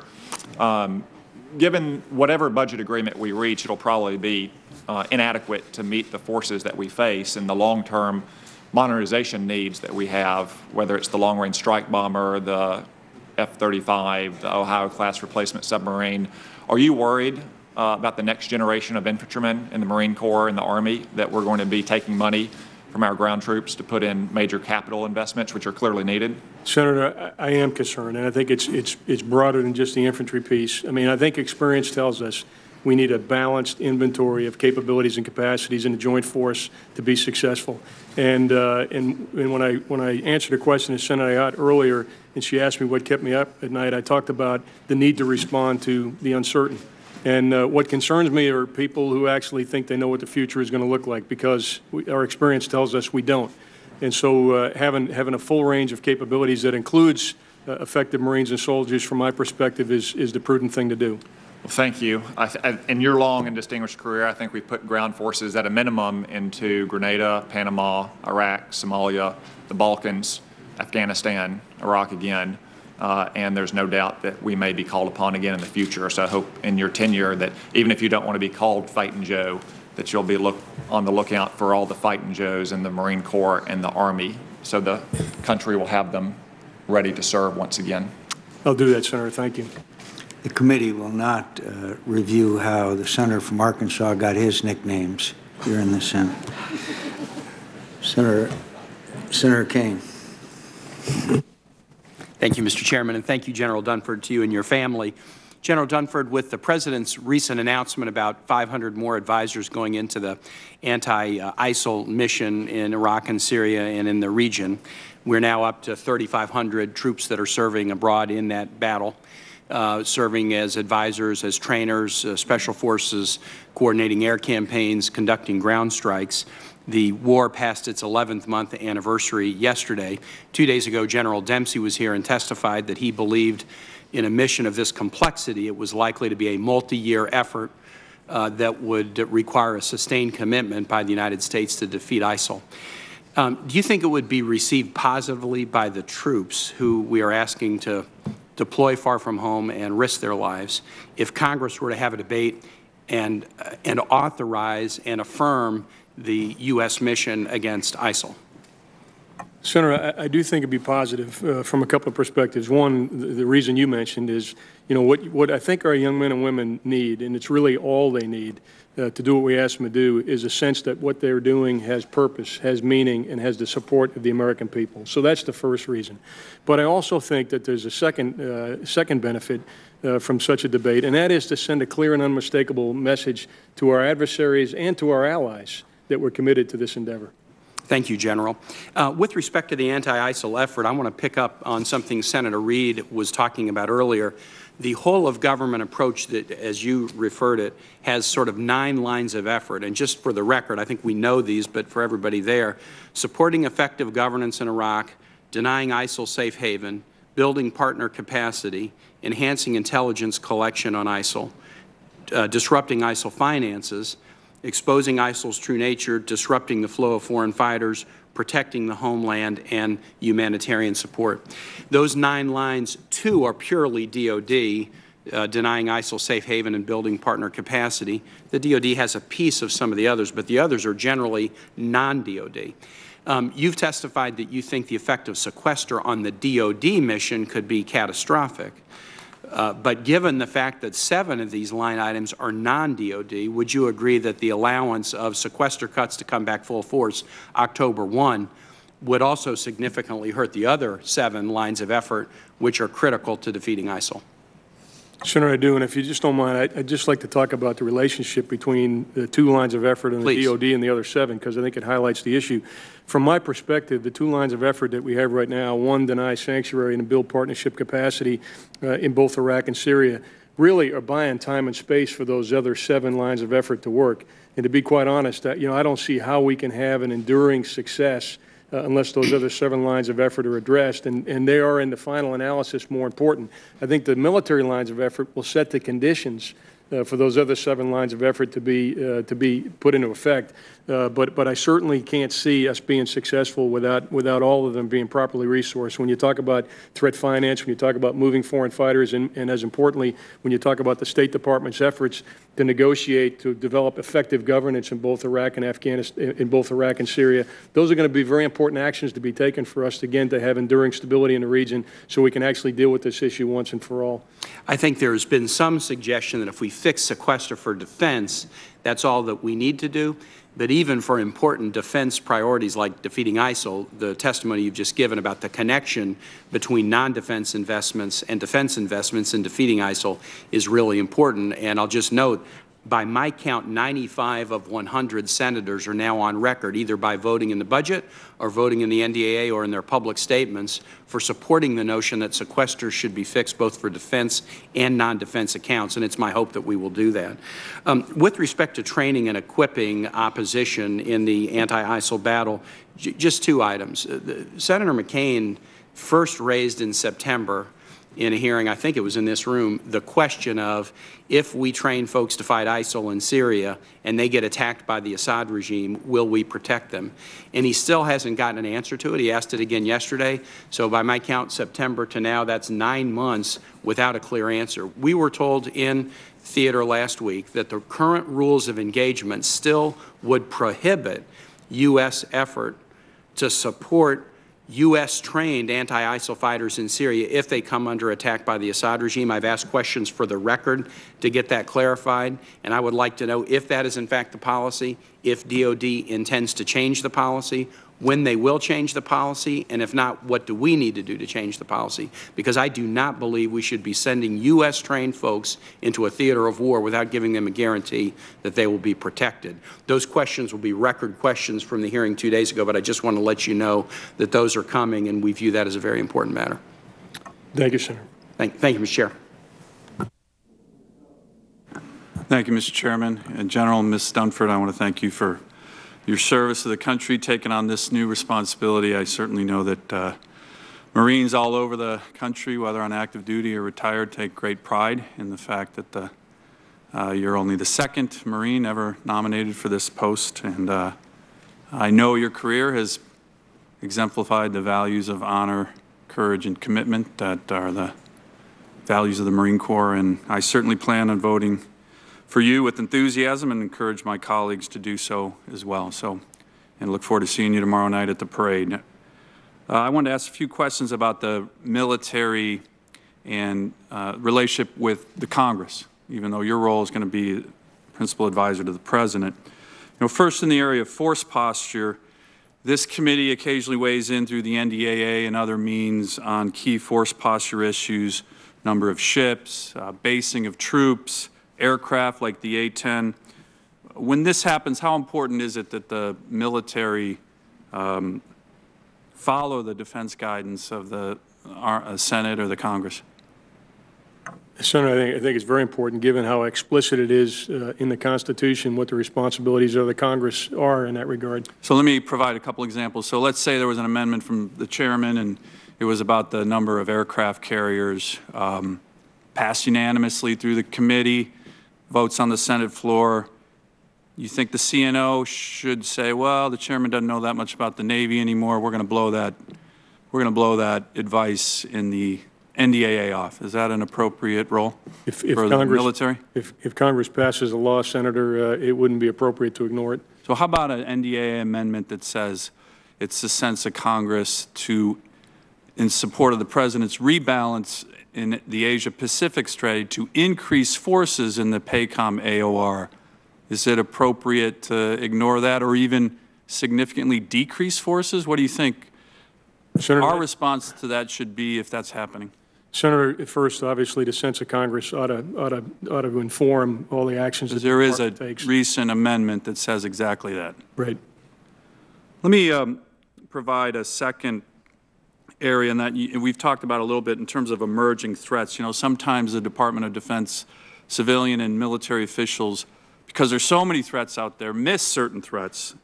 And let me provide an example of one that everybody seems to be focused on, with the exception of the Department of Defense. You may have seen Newsweek this week had a cover story on the Arctic and what they called, in the race to control the Arctic, the U.S. lags behind.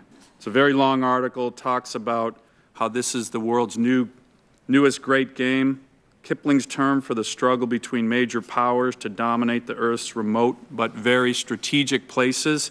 Talks about how the Russians are very, very aggressively moving military forces into the Arctic, serious military exercises, and how, whether it's the Coast Guard or the Secretary of Defense, saying this new kind of geopolitical Cold War the U.S. is in danger of losing. We're not even in the same league as the Russians. We're not even playing this game at all. And so I think it's safe to say the Department of Defense has been asleep at the switch on this.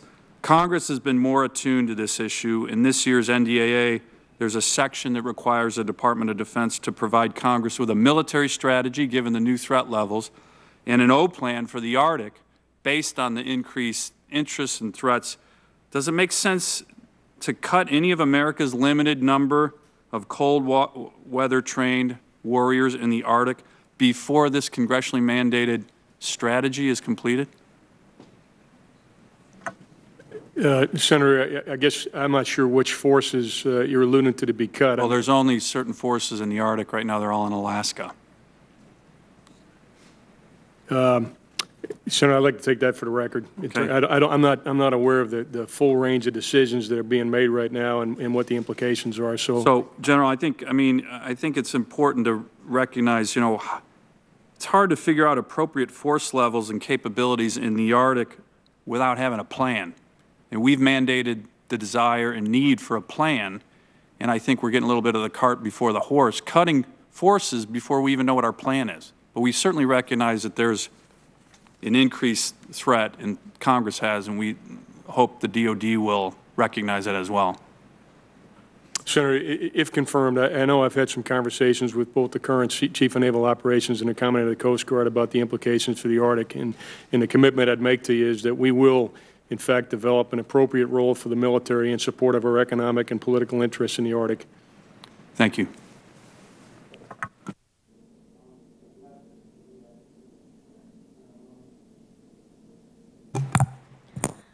Thank you, Mr. Chairman, and General Dunford and Mrs. Dunford and your family for your service. I just wanted to pick up very briefly on the issue of sexual trauma in the military and the concerns about retaliation.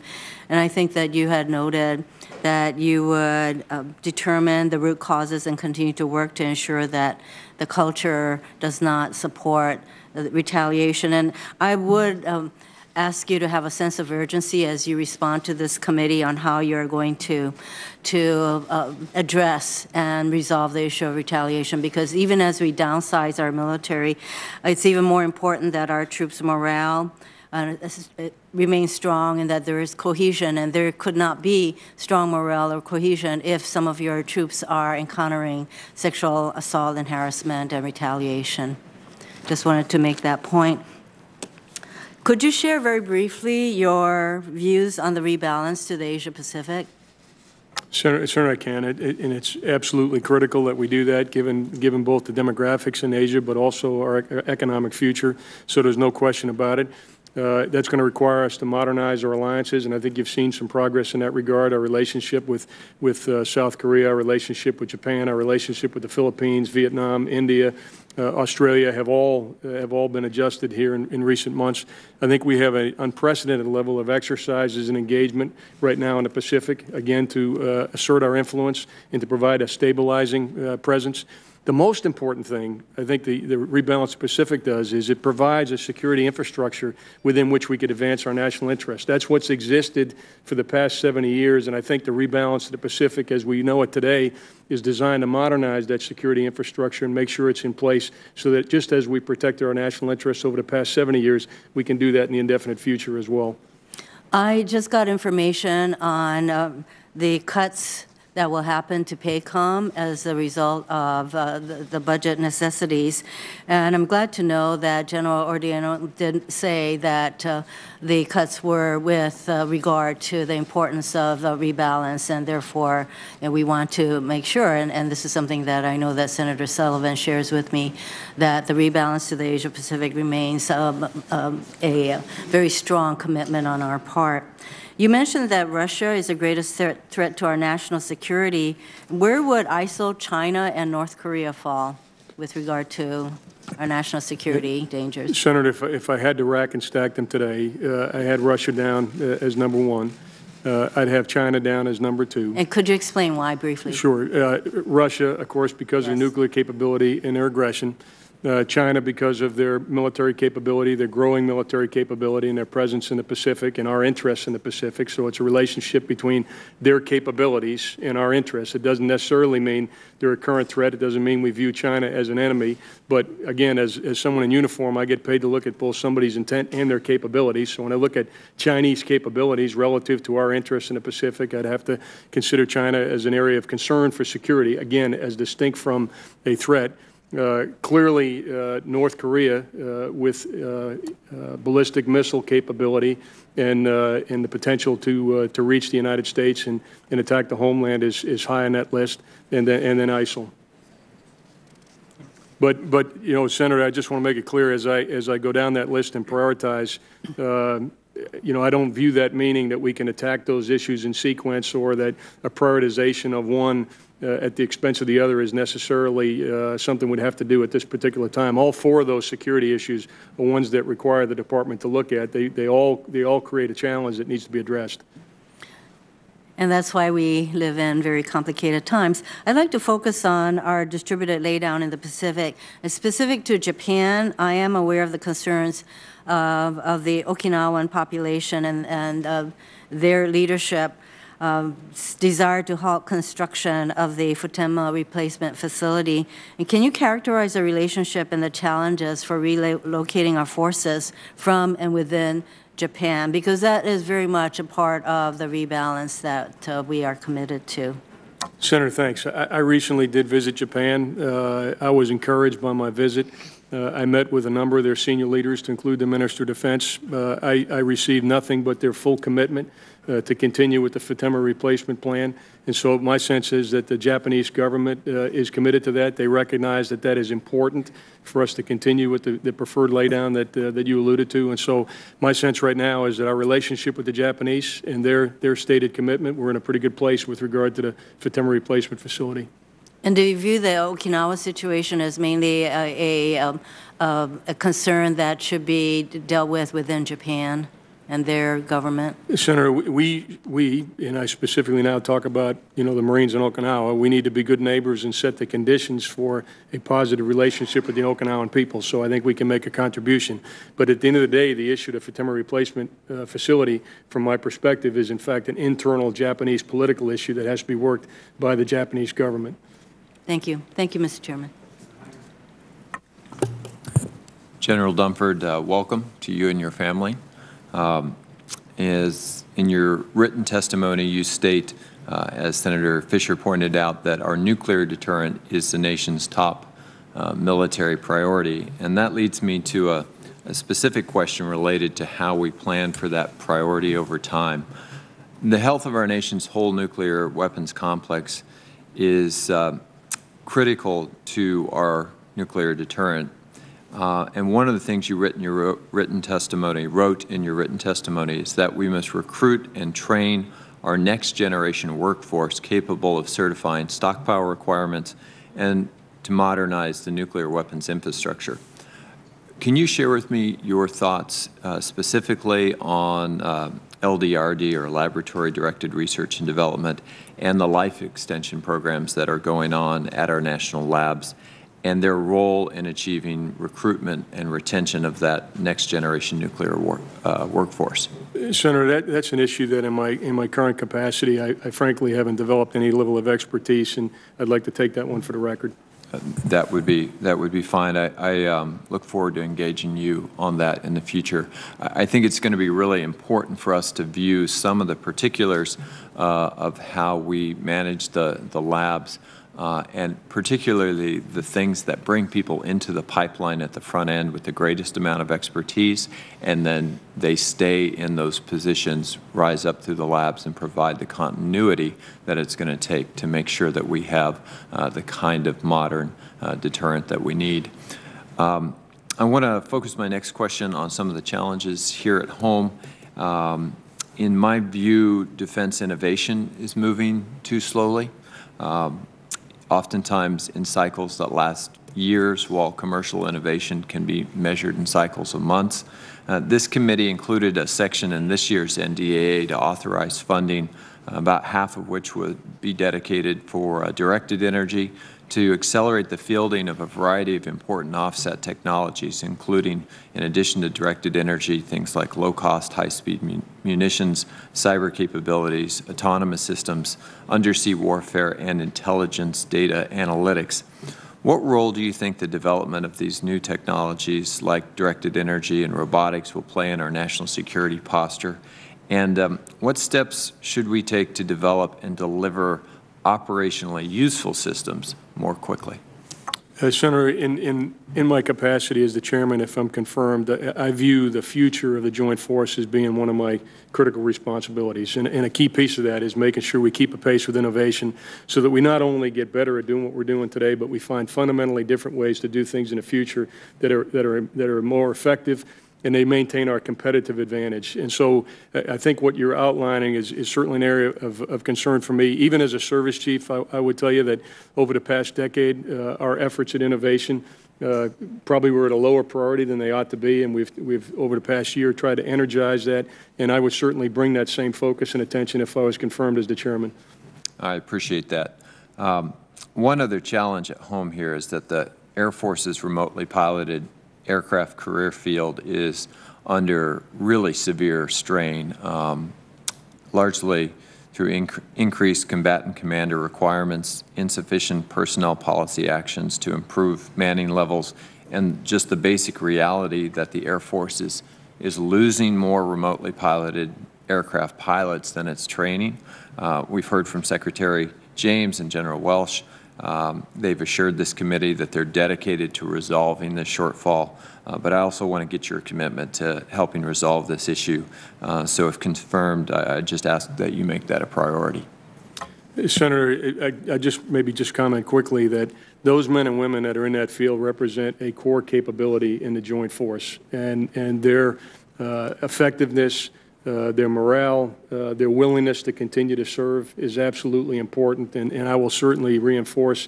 I've spoken to General Welch about this particular issue, but I'll certainly reinforce the efforts of the Chief of Staff of the Air Force and the Secretary of the Air Force to make sure that those individuals are appreciated and that they have a climate within which they want to remain airmen. I appreciate that deeply. I think it's an area where we are seeing some severe strains and where folks really need our support. So thank you. Good morning, General Dunford. Thank you for your service and for your family's long time serving our nation. I leaned over to Senator Sullivan during some of your comments, and also thoroughly appreciate your concise answers to questions. It's refreshing to get that in the committee. I'd like to go back to a question or build on a question that Senator Sessions asked of you, and it had to do with the plus-up of spending and the use of OCO as a way. Well, we all know that that is not the best way to do what you need to do, primarily for the purposes that you pointed out, the certainty. It still doesn't give you long-term certainty. But my question to you is, have you given thought to how you could potentially use this funding, although it's not a long-term commitment, to take the edge off of sequestration, and any ideas on precisely how you would? Senator, we started to look at that, and it would really require a change in the rules for using OCO for us to be able to do that. Right now, if you applied, if you gave us OCO, given the current rules, we would not be able to use it in the places where we most need it. Much of the money that we requested in addition to the BCA level in the President's budget for 2016 was really focused on modernization. That's the thing that suffered the most over the last 2 years in addition to readiness. So we have looked at it, but there are some very practical limitations in our ability to apply OCO to some of the areas that we need it applied to. Are you, will you be making specific recommendations for things that we need to look at to make sure that you get the most productivity you can out of it? Yes, Senator, I will certainly do that through the Secretary of Defense as he works this issue. Thank you. I wanted to go back to also questions that were asked about Afghanistan and Iraq. I visited both countries and spoke with a number of people while we were there, and it seems like in Afghanistan we've got the right mix. We've got them in the right roles, and the Afghanis have proven that they can fight successfully. In Iraq, I understand what you said about some of the political decisions of the past administration have caused a problem, and those structural issues have to be addressed. But have you given any thought to assuming that you get to the point to where you have the right command infrastructure among the Iraqis, what we may need to actually create a credible, trained, effective fighting force for the Iraqis beyond the 3,000 currently present troops? Senator, I can address that conceptually in terms of their ability to develop combined arms, in terms of their ability to develop institutional training, in terms of their ability to develop capacity at the ministerial level to support tactical level forces.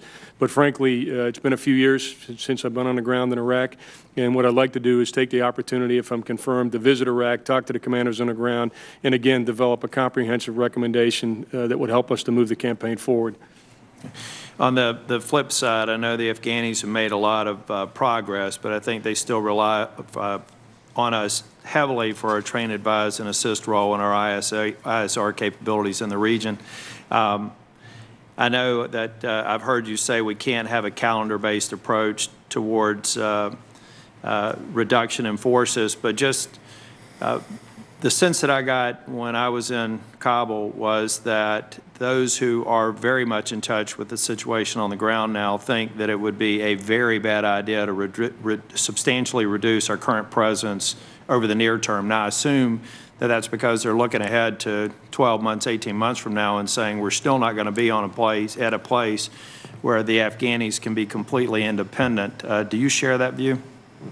Senator, what I can tell you is the assumptions that we made in a recommendation that was delivered in December of 2013, so it's now some 19 months ago, and some of the assumptions affected the timeline. And we certainly didn't expect it to be as much of a delay in the elections process of 2014 than there was, and that was a great distractor in our efforts to develop ministerial capacity. When I was on the ground, it was very difficult to get my counterparts to focus on some of the practical side of growing ministerial capacity when they were involved in a very real challenge of providing security for the elections. So it delayed our efforts in growing ministerial capacity.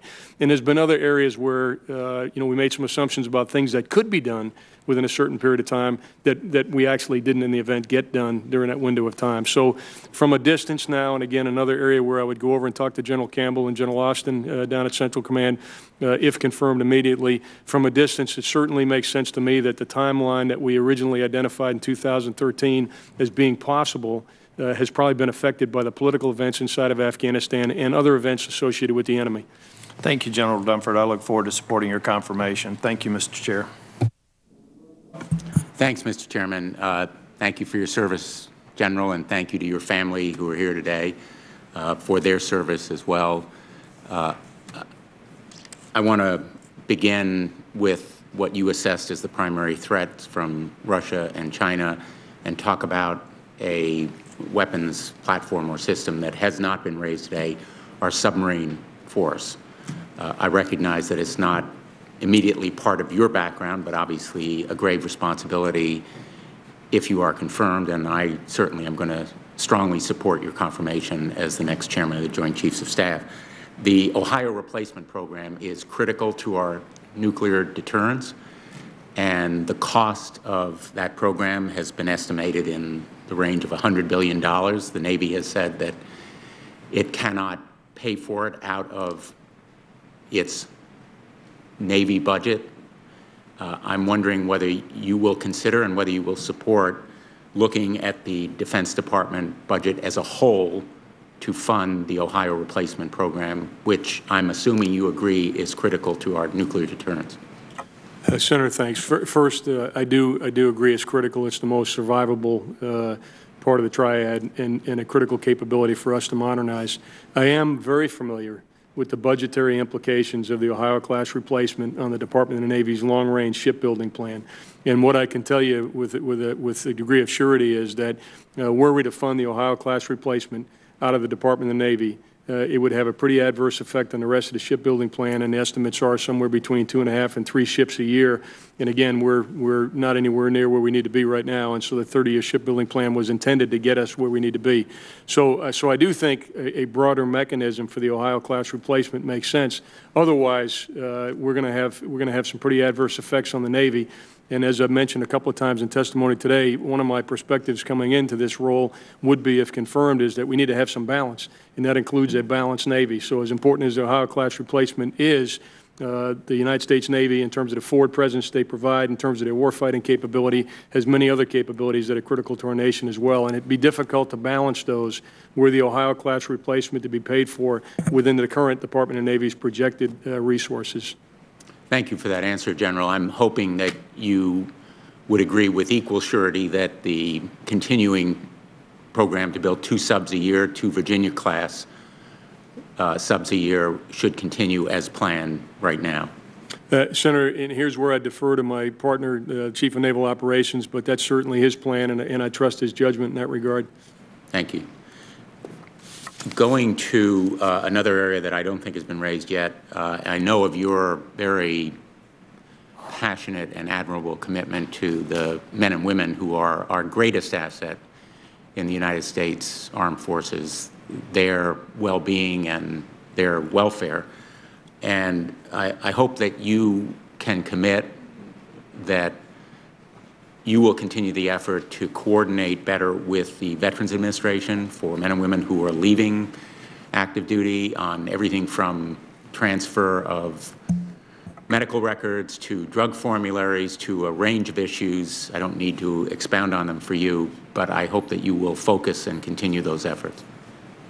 Senator, absolutely. And just so you know, I view, keeping faith with our men and women in uniform as one of the primary responsibilities of leadership. and that's both when they're in uniform and when they're out of uniform. And we have an expression, certainly in the Marine Corps that, once a Marine, always a Marine. And from my perspective, once you've served our country, the service and support that you should get in return as part of that bargain that we make with young men and women who enlist is something that's pretty sacred. And I absolutely will continue to support the efforts to make sure that the health care transition that our young men and women make when they're in uniform to the Veterans Administration is as seamless as possible. I think we owe them that. One last question, General. Your predecessor, General Dempsey, has stated repeatedly, and I'm quoting, "We have the capability to use a military option if the Iranians choose to stray off the diplomatic path," end quote.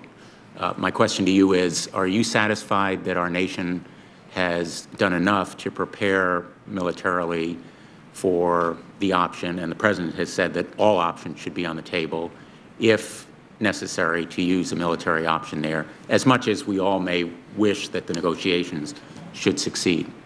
Senator, my understanding today is that we have both the plans in place and the capability in place to deal with a wide range of eventualities in Iran. Thank you. Thanks very much. Thank you, Mr. Chairman. General Dunford, congratulations on your nomination, and thank you for your 38 years of distinguished service and your leadership as Commandant of the Marine Corps. Our nation is fortunate to have a military leader such as you serving at a time of great peril. I want to ask a question of you that is the same question I asked your predecessor, General Dempsey. If the objective were to destroy ISIS, not to weaken them, not to degrade them, but to utterly destroy them within 90 days, what would be required militarily to accomplish that objective? Senator, my assessment is that it would not be possible to destroy ISIL within 90 days, and I also don't believe that we can develop an enduring solution simply with military force against ISIL, although I do think the military aspect of the campaign is critical. Well, if the time frame I've suggested is not feasible, let me ask you a follow-up question, which is what would be required to destroy ISIS and what time frame is necessary? Specifically, if that were the objective, what would be required to accomplish it militarily? Yes, Senator, if I'm confirmed, I'll continue to look at this issue, but my perspective today is that this is a long-term endeavor. This is on the order of years, not months, in order to defeat, destroy, in your words, ISIL. And what would be required to do that in whatever time period is necessary? Yeah, from a military perspective, Senator, the two things that we're doing, I think we need to continue to do, and that is to take action to deny ISIL sanctuary wherever it may take root, both in Iraq and Syria and elsewhere. It will require us to build local forces, build partnership capacity, if you will, of the local forces that would be the real defeat mechanism for ISIL in the respective countries, given the way that it's spread right now. You'd have to have effective governance so that you had the conditions set for long-term stability where ISIS could not then get traction again in the future. We'd have to address the foreign financing of ISIS, where they get their money, as well as their economic assets within each one of those countries. We'd have to address the movement of foreign fighters back and forth. And probably as importantly, the one thing we need to do, Senator, is we need to undermine the narrative of ISIL and discredit the narrative of ISIL. In your personal judgment, are you concerned about the rules of engagement for our current use of air power, that it is overly constraining the effectiveness? Senator, I'm not. And one of the reasons is that when we go to war with our values, and we conduct proportionality in the planning and discrimination and execution.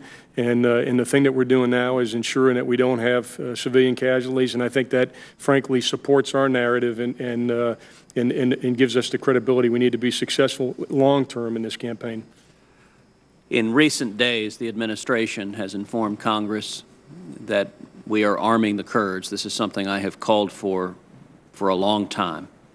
I spoke this week with a senior Kurdish leader who reported that the commanders on the ground of the Peshmerga are not confirming that. What can you tell this committee about the extent to which we are providing serious arms to the Kurds and it's actually getting to them rather than being bogged down in Baghdad? Senator, first, I would agree with you. The most effective ground forces, both in Syria and Iraq today, are in fact the Kurds. My understanding is that the issues associated with supporting the Kurds have been addressed, and they are now getting the support, the material support that they need, as well as the training that they need. And if I'm confirmed, I'll certainly, as a matter of priority, go over there, visit, and make sure that I'm able to make my own personal assessment, based on the facts on the ground. Will you commit to providing this committee with specific details in terms of what is being done to arm the Kurds? I will do that, Senator. Let me ask concerning Iran. If Iran were to acquire nuclear weapons, what is the national security risk, in your judgment, to the United States of that occurrence? Senator, I think it's significant, particularly if accompanying that is intercontinental ballistic missile technology. It's a significant threat to our nation. It's also a destabilizing effort in the destabilizing action in the Middle East. And I think we can expect a proliferation of nuclear arms as a result of Iranian possession of nuclear weapons. So, General, my final question. I'm concerned about morale in the military. We've discussed in this hearing how the world is getting more and more dangerous, and yet at the same time I think we are dramatically undermining our readiness, our ability to defend this nation. The Military Times did a survey where in 2009 they asked soldiers whether overall the quality of life is good or excellent. 91% said yes. In 2014, that number had dropped from 91% to 56%. Likewise, they asked whether the senior military leadership has my best interest at heart. In 2009, 53% agreed. In 2014, that had dropped in half to roughly 27%.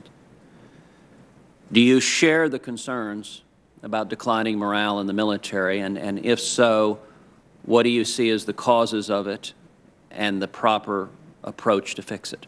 No, Senator, thanks for the question. First of all, with regard to the morale of our force, it's clearly one of the things that distinguishes us, and I was able to say in my own opening statement that we have the most capable military force in the world today, and that clearly is rooted in the men and women that we have in uniform and their willingness to do what we've asked them to do over the last decade, and it's not something I'd be complacent about. I do have concerns as a service chief about how hard we've been running our men and women over the last few years.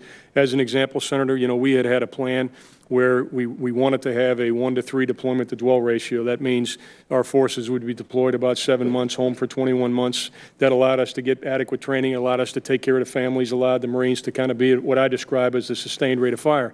Many of our units now inside the Marine Corps are at or below a 1 to 2 deployment to dwell rate, so they're home for less than twice as much time. So they'll be deployed for 7 months, home less than 14 months, and back out again, and that continues on, and certainly has an effect on the families and again, our ability to train across the range of military operations. If I'm confirmed, Senator, this is absolutely going to be one of the areas that I focus on. I think I have a responsibility to lead the young men and women in uniform. I think I have a responsibility to represent them. And when I say represent them, that means to articulate to our leadership, both here on the Hill as well as in the executive branch, what material support, what leadership, what resources they need to remain the finest fighting force, in the United States. And it bothers me greatly if our young men and women don't have confidence in their senior leadership. And I can tell you that every day when I wake up, if I'm confirmed, that'll be an issue, a priority for me, that'll be exactly what I seek to do, is gain the trust and confidence of our young men and women and let them know that they are, in fact, properly represented back here in Washington, D.C., and that we as leaders recognize that we're asking them to do a lot, and they don't ask much more in return than to have the wherewithal to accomplish the mission with minimal loss of life or equipment. And I'll commit to you that that's exactly what I'll do. Thank you, General. Thank you, Mr. Chairman. Hasn't sequestration bred uncertainty, which has contributed to this drop in morale? Chairman, thanks. I should have mentioned that when I talked about how busy the forces are.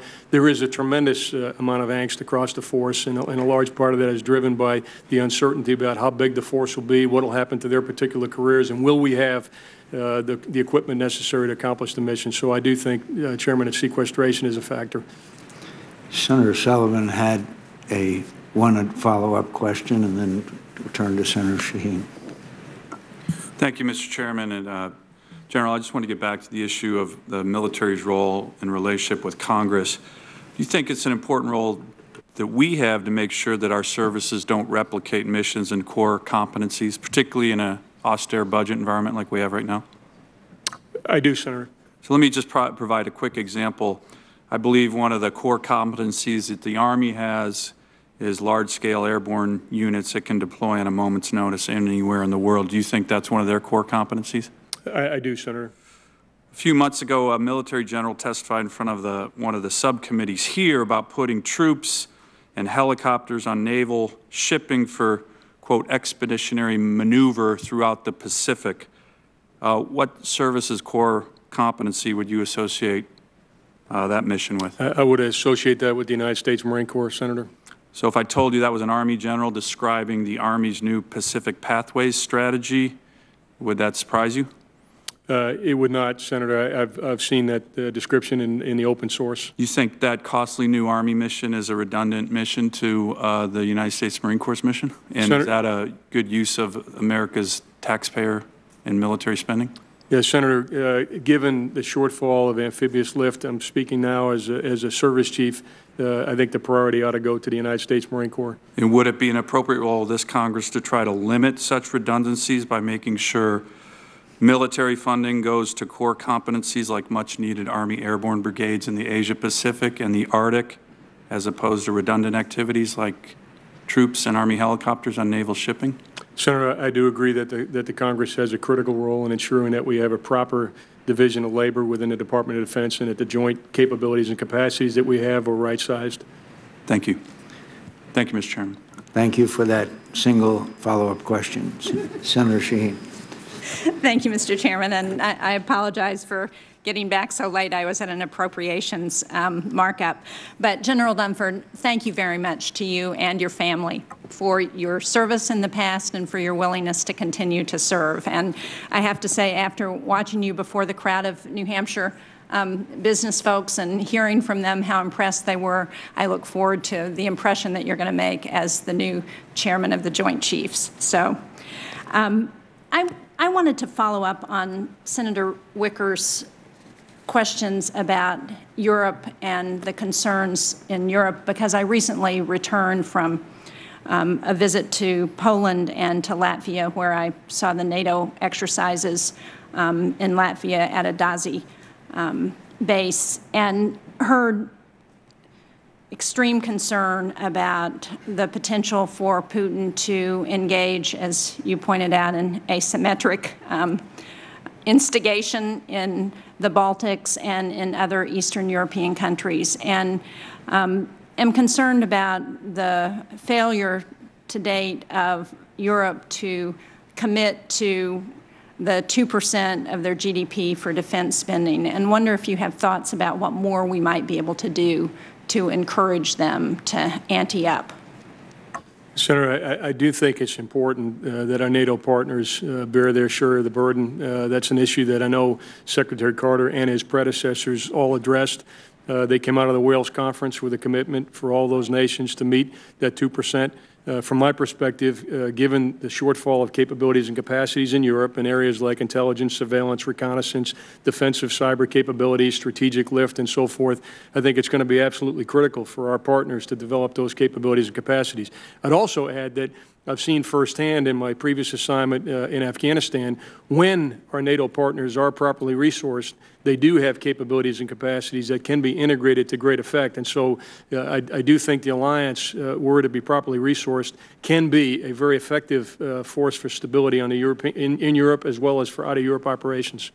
I agree, and hopefully we will see that commitment followed through on, because clearly the threat from Putin and from Russia continues, and our Eastern European allies are very concerned about that.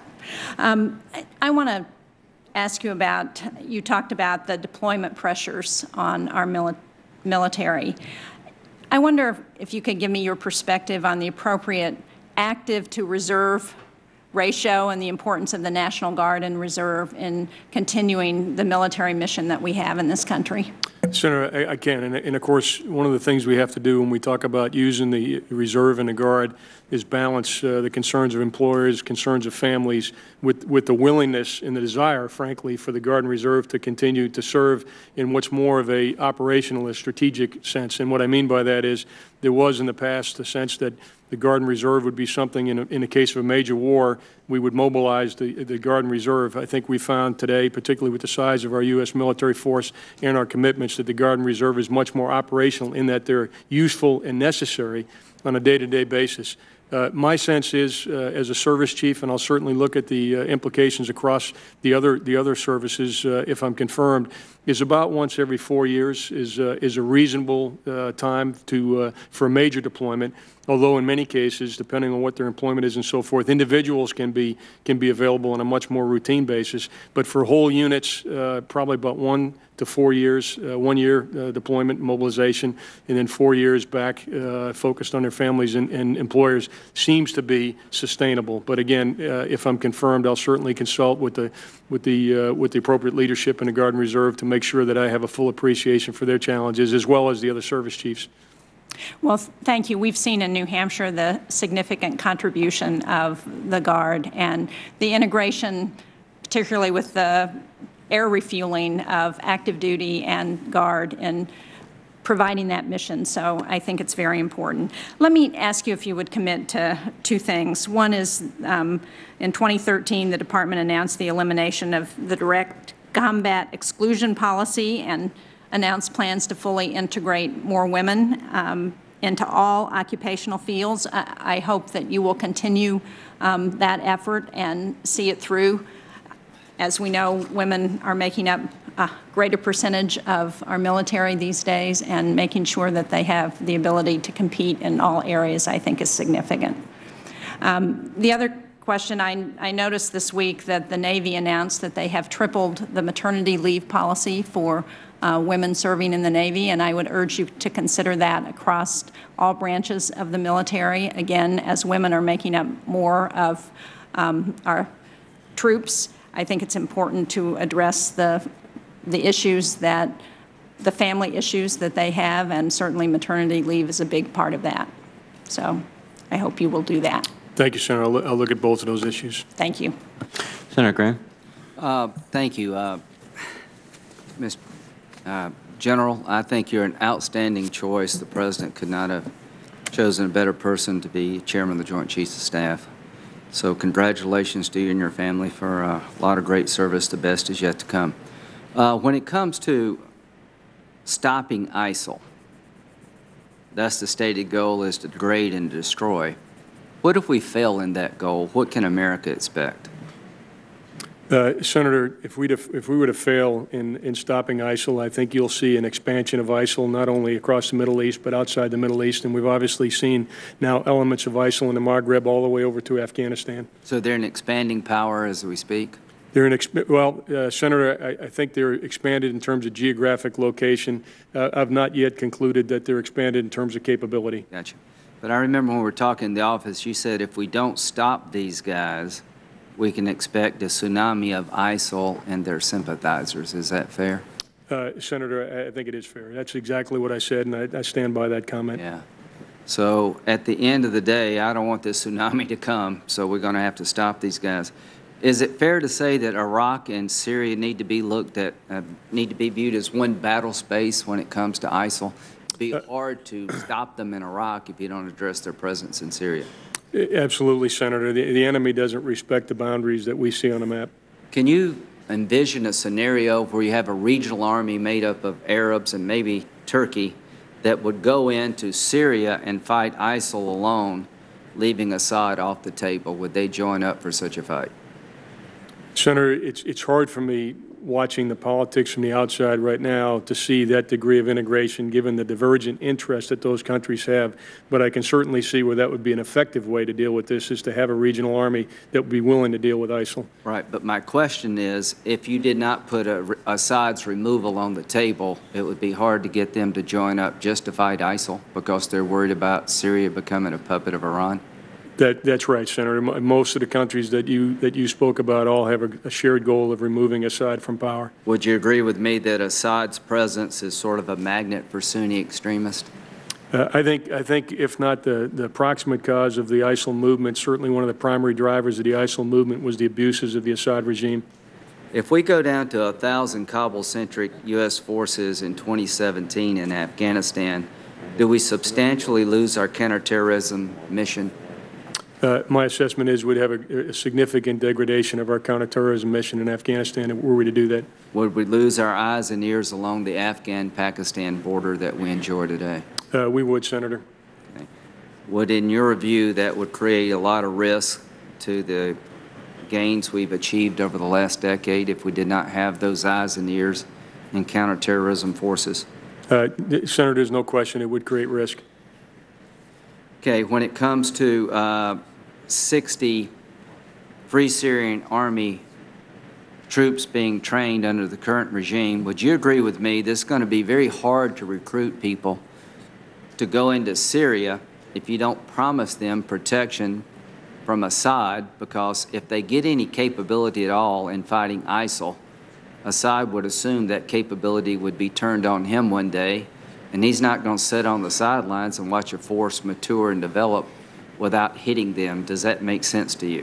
I agree with that assessment, Senator. So the most logical consequence of training a force to go in Syria to fight ISIL alone is that Assad will see them as a threat to his regime and most likely attack. I agree with that, Senator. And it would be very, I think, immoral to put someone in that position knowing that's coming their way without some capability to defend themselves. Does that make sense to you? Senator, my assessment is that if we train moderate Syrian forces, a new Syrian army, then we ought to also provide them with the wherewithal to be successful. If this war in Syria continues the way it is going for another year, do you worry about stability in Jordan? I do, Senator. Do you worry about stability in Lebanon? I do, Senator. So the consequences of going into Syria with a regional force and all the problems associated with it have to be balanced against the consequences of ISIL surviving and thriving. I agree with that, Senator. In your view, over the long haul, is it in America's national security interest to do things necessary to degrade and destroy ISIL? I do believe that's absolutely in our national interest to do that, Senator. Do you agree with me that whatever regional army we may form, there's certain American capabilities that would be outcome determinative in any fight against ISIL, and it would be in our national security interest to provide those capabilities? Particularly, Senator, I agree with that, Senator, particularly in the case of aviation, intelligence, surveillance, reconnaissance, and probably special operations capabilities. Finally, if a soldier or a member of our military falls in Iraq or Syria trying to destroy ISIL, would you agree with me that they died protecting their homeland? I would, Senator. And that's the reason some of them may have to go back. Senator, there's no question in my mind that the young men and women that we have deployed right now, the 3,500 that are inside of Iraq and those that are in the surrounds working for the CENTCOM in this campaign, are protecting our nation. God bless them. God bless you. Best of luck. Thank you, Senator. General, on behalf of Chairman McCain, let me thank you for your testimony. Thank you for your service and the service to your family. And also on behalf of the Chairman, I will now adjourn the hearing. Thank you, Senator Reid.